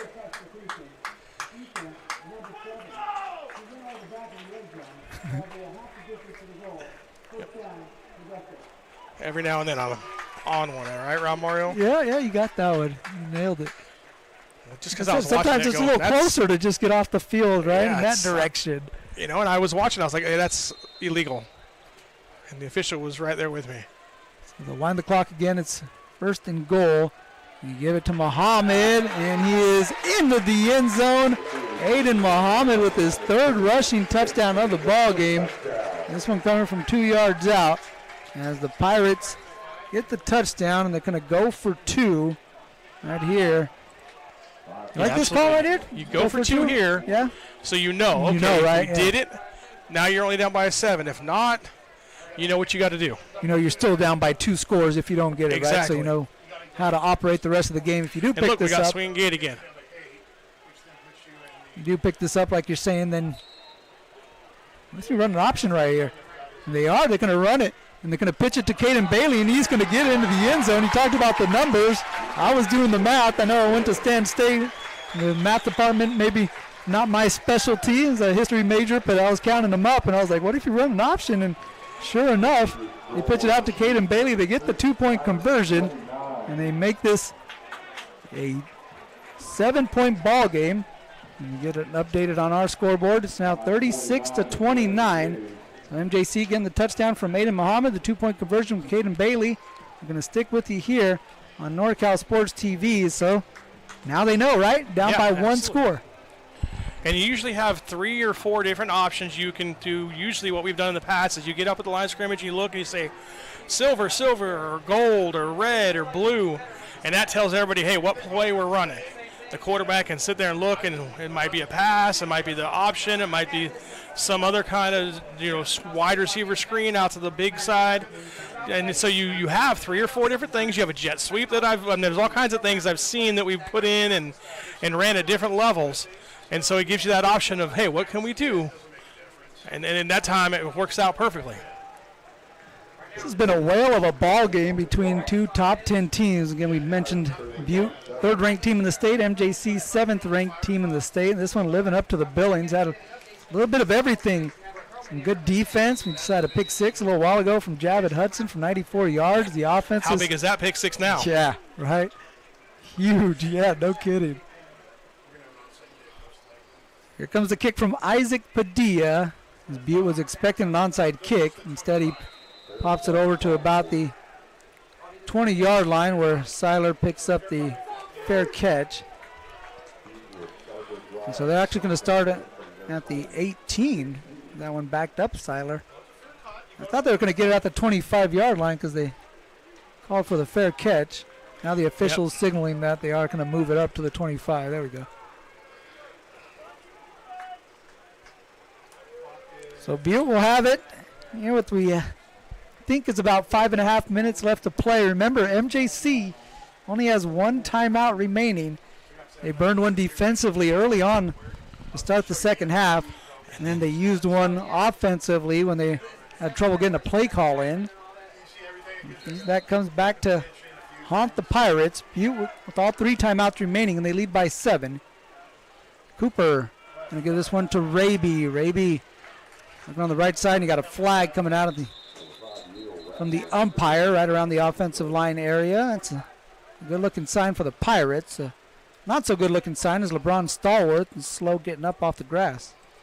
Yeah, and I'm just going to guess here, but I think they might have like a high-low block here. Those offensive guys, man, gotta watch out. Sometimes they be ganging up on you.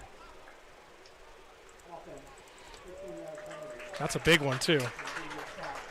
Yeah. And okay, so here's how that works, right? Sometimes you got a guy that's blocked and someone kind of falls into him and it looks like he's actually trying to block him, but I don't know on that one exactly. Usually you get a great view from the end zone view. Oh, wait a minute. It was against the defense now. That changes things. Jalen Booth, I think, is the guilty party as he's trying to have a word with the official. You see them? Okay, that's a big difference. Yeah. Now, like you're saying, right, you could back them up 15 yards past the original marker. Could have been a 1st and 25. Instead, you move the ball up to the 40-yard line, so 15 yards the other way as Booth's still trying to plead his case. Yeah, we've seen some calls tonight. Like the illegal snap infraction, that one's ones you usually see once every 3 years. And then a defensive block below the waist, not something you see all the time either. Oh, right. I don't think I've ever seen that one called. So, unfortunate for Modesto. Got a Butte receiver who's lined up on the wrong side. Jeremiah Fernandez going out to the bottom of your screen as Butte trying to get this play off in time. Now somebody's supposed Cooper to go is motion trying to bring the guy in motion, and he's still standing still. You give it to Raby. Raby's got a whole lot of rooms in the secondary. He's in the clear. And they're chasing him down, and Raby, he's going to get to the house. A touchdown for Butte. 60-yard touchdown run for Neil Raby, who's now got 121 yards on the ball game. And you got a flag coming up on the sideline of Butte. We'll see what the call is. This could be a big one if it affects that carry there from Raby, who went 60 yards to the end zone. Sometimes these are sideline warnings that don't necessarily affect the outcome of the play. MJC hoping that's not the case on this one. Yeah, but I think it is something that's going to bring it back because everybody's already walking back. Yep.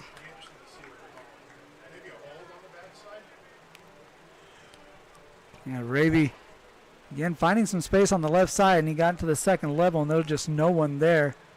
And he won the foot race. We'll get the call right here from the official. It does look like a good sign for MJC as everyone's backing up. And the Butte head coach. But the official has the ball back here at the 2-yard line still. That's the only thing I wonder about. Oh, MJC is saying we're taking it. We're taking it.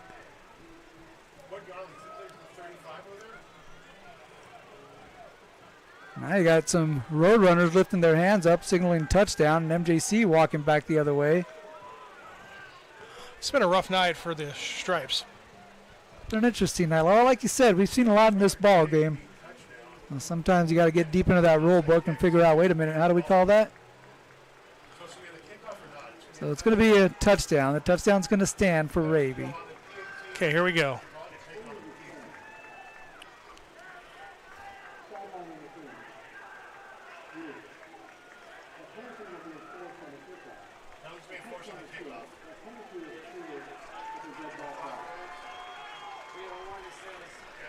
Okay, so they're saying it's a sideline infraction.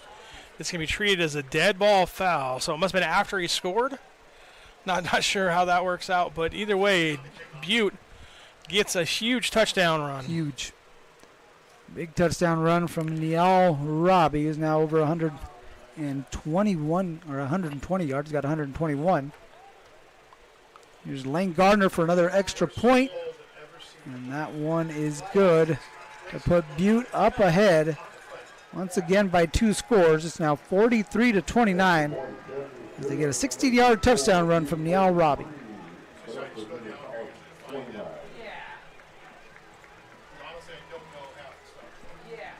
Whether you're taking Highway 49, Highway 99, coming from anywhere in the 209 or much, much further, take a drive up Highway 108 to the NorCal Sports TV Summer Basketball Camp.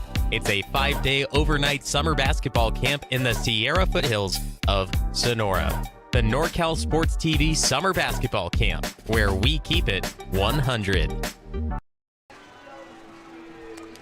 Back with you on NorCal Sports TV. 60-yard touchdown run from Niall Robbie. Got 121 rushing yards on the ball game. Makes this one a 2-score ball game. Lane Gardner with the extra point. Gardner 5 for 5 with extra points. 2 of 3 on field goals in the ball game. A 23-yarder and a 43-yarder. You're going to have Cole Olson kicking this one away. He's going to drop back 15 yards to the 20 due to that sideline penalty on Butte. It was an interesting call, to say the least. Yeah, I don't know. I've coached football for 20-plus years, and I don't understand it. But, again, that's where football's hard. Is you got different rules in the NFL, college, high school. So I'm not exactly sure why it's a dead ball penalty there, but it is. And nonetheless, we're back underway here with just over 4.5 minutes left, we think. Cole Olson put toe to leather. Chips this one. Another fair catch for Mateo Galicchio. He's there kicking it right at 38. He makes the fair catch at about the 47-yard line. No, I think they should go to the 50 just because the fair catch rule. But maybe not. No, we're going to put it at the 47. Where Dede Tafoya will take the shotgun snap. Got Aiden Muhammad, who's had himself a fantastic ball game. He's got 151 rushing yards in the ball game, 3 touchdowns. Tafoya under pressure. Flag comes flying. Looks like it might be a hold. You also have a flag on the far sideline at the line of scrimmage. Got Glenn Weber with his hands on his hips.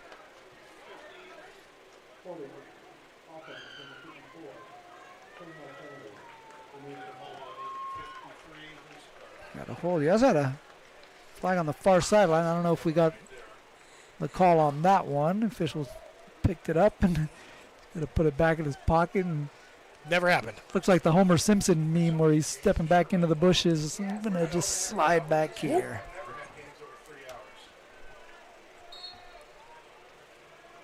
First down and 20 following the hold. Foya pumps to the left, now looking right, steps out of the pocket. Weber on a comeback, able to make the catch about the 45, 46 yard line. Good job by the tight end. Come back and give his quarterback a target. Able to make the catch in bounds, pick up some of that penalty yardage back. It'll be second down and 12.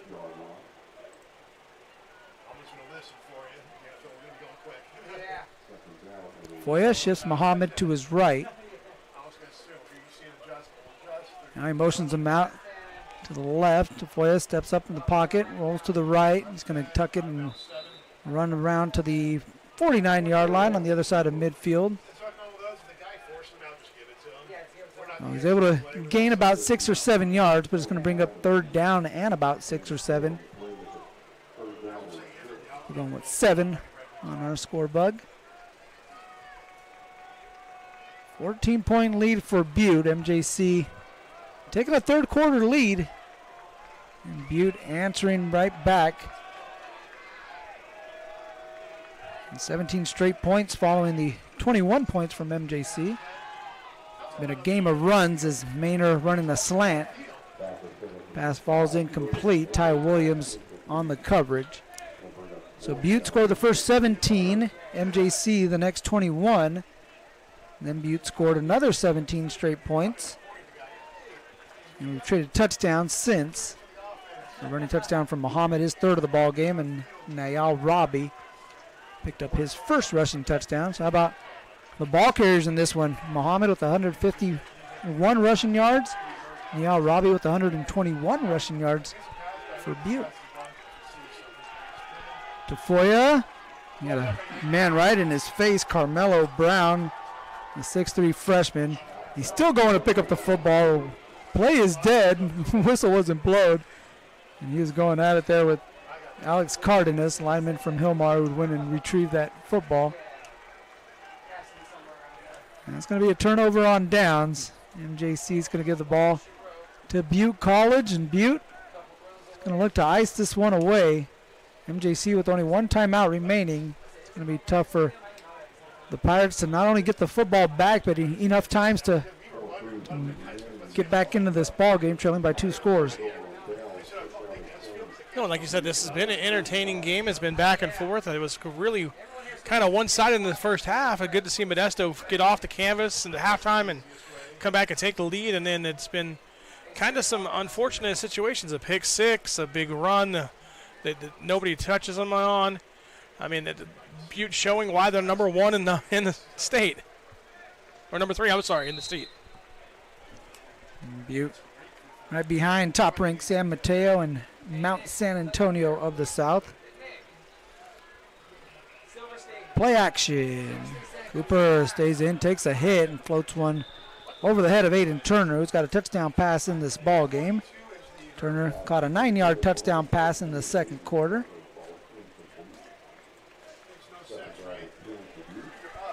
Yeah. Interesting play call, right? Yes. Yeah, you're up 2 scores with 3-ish formage left in the game. I think you're going to run the ball and just kind of get out of here with the win. I think everyone thought that was going to be a first down carry. It's exactly when you want to pass the ball, right? Yep. Motion O'Shea, and they give the carry to Calhoun. Calhoun able to skirt through the initial line of defense. He's got himself a first down carry out to the 40. Pickup of 11 as the official, he's not waiting for the change to get set. He's saying, wind the clock.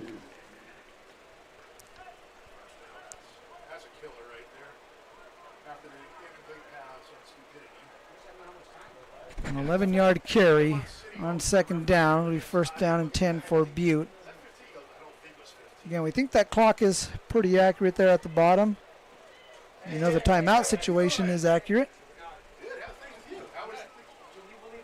On the left hash, you got Cooper in the pistol with Calhoun behind him. Bring a tight end across the formation.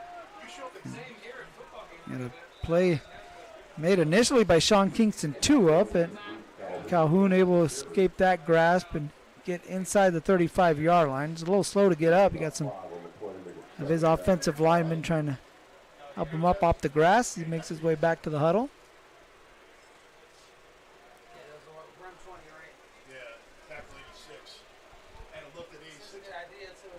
Twelve's right, able to come in and make the tackle defensively.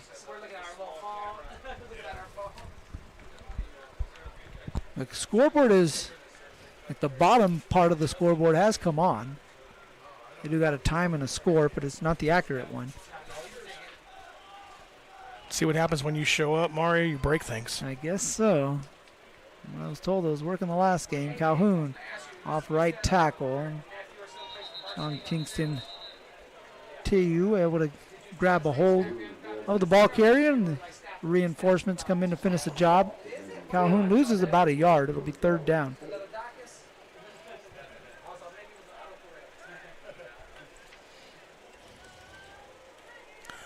So of our calculations, we should be just about to the 2-minute timeout. Butte thinking the same thing. They're looking to try to tick down to the 2-minute warning. I think the officials letting Cooper know where he stands with the time, and looks like that's exactly what's going to happen as Butte will wait on this snap, take it down to the 2-minute warning, and there it is. So we'll step aside. It'll be a 3rd down play when we come back. 2 minutes remaining in the ball game. Butte 43, MJC 29.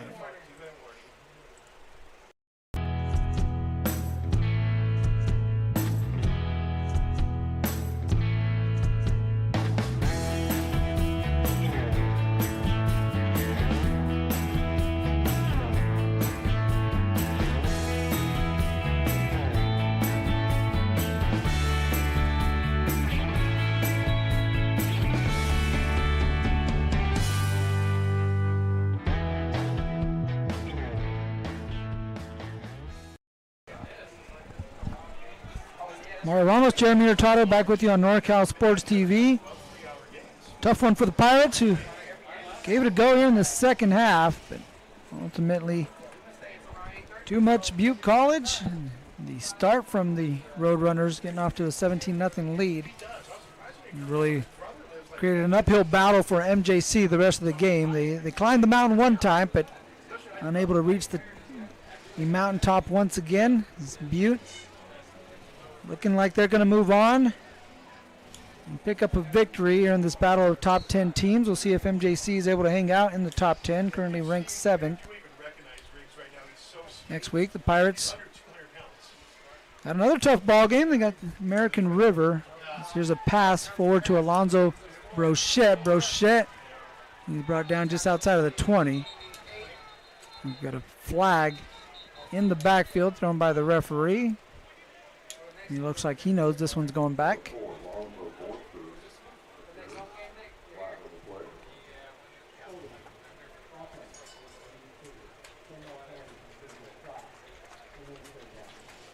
Hold on the tight end, Adolfo Reyes.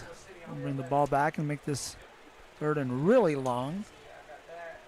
And MJC heading out to Sacramento next week.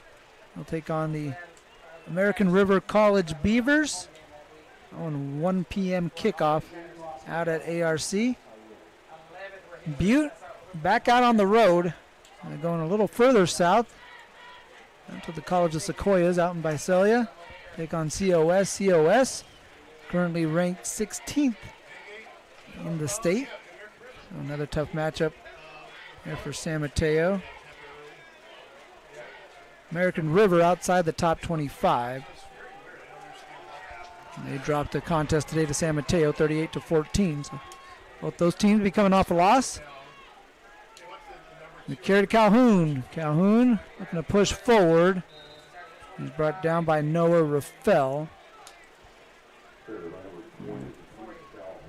Raffel and MJ Ueli in on the tackle for MJC. So the clock's going to continue to run. It'll be 4th down and about 11 for Butte. You run out the punt team. We'll kick this one away to MJC.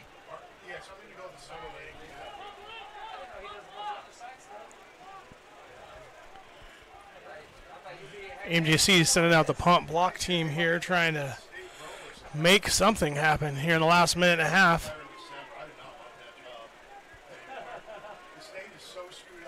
And MJC goes to American River, and they'll have a bye week before coming back home October 11th as they bring the house and try to get the punt. This one's going to sail over the head of Malone. He's going to let it bounce, and it's fielded inside the 10-yard line. And about the 6-yard line is where MJC will take over. And this is how it happens, the greatest comeback ever, right here. So that's what they're setting it up for. That's what I love about you, Mari. They're eternal optimists. Last night when we talked about Bernieville being down 35-0 at halftime, and then, well, not so much in the second half. Yeah, the Bernieville they only Bears. get another 30. And the Pirates have faced tougher situations before. They've actually played some Division I teams in their history, looking at some of these former opponents. Yeah, UC Berkeley, Stanford, Weber State. Also USC. Yeah, USC. A new quarterback in for MJC. It's Hudson Wyatt. It's going to give this ball to a new running back. And it looks like it's 24. You got Jalen Blackshear, the running back from Edison High School in Stockton. A Soul Viking. One of the cooler nicknames, the Edison Soul Vikings. Coach Booker Guyton up there at Edison. They got a good team this year. Speaking of coaches, I've seen 3 or 4 of them run around the stands here tonight.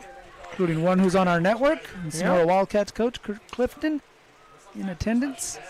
Wyatt turns around and gives this one to Blackshear, run to the right side, tackled inbounds. Actually, they're going to stop the clock momentarily to move the chains as Blackshear picks up the first down. Clock starts rolling again.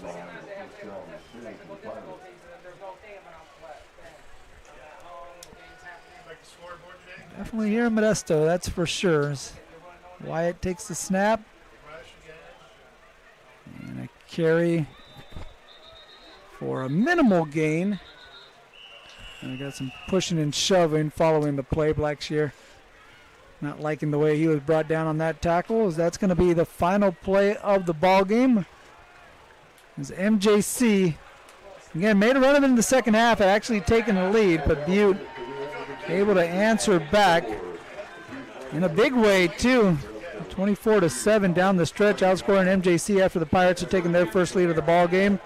So Butte, the third-ranked team in the state, looking the part as they come in and take care of the seventh-ranked team, MJC, 43-29. Jeremy, before we head off, any final thoughts on this battle of top 10 teams? No, I think it was a great game as far as back and forth. Obviously, if MJC could have done a little bit more in the first half, I think it could have came out a different way. But I was encouraged with the way that MJC came out in the third quarter and got off the mat, came out, took the lead. And then, usually when you do that, you spend so much energy and you just got to get all the breaks that sometimes you just run out of gas. Pirates unable to find that extra tank of gas down the stretch, and Butte College coming out with a big road victory for the Roadrunners. They improved to 4-0. The loss drops MJC to 2-2 on the season. Once again, MJC will hit the road next week. They'll take on American River College, 1 p.m. kickoff out in Sacramento. A bye week, and then they'll return home October 11th, take on Fresno City right here on NorCal Sports TV. So for our entire production crew, including our camera personnel, Avery Townsell, Noel Alexander, our producer extraordinaire and color commentator, Jeremy Hurtado, our executive director and our executive producer, Dion I. I'm Mario Ramos saying thank you for watching this presentation of Modesto Junior College Pirate Football on NorCal Sports TV. Pirates drop this one 43-29 to Butte.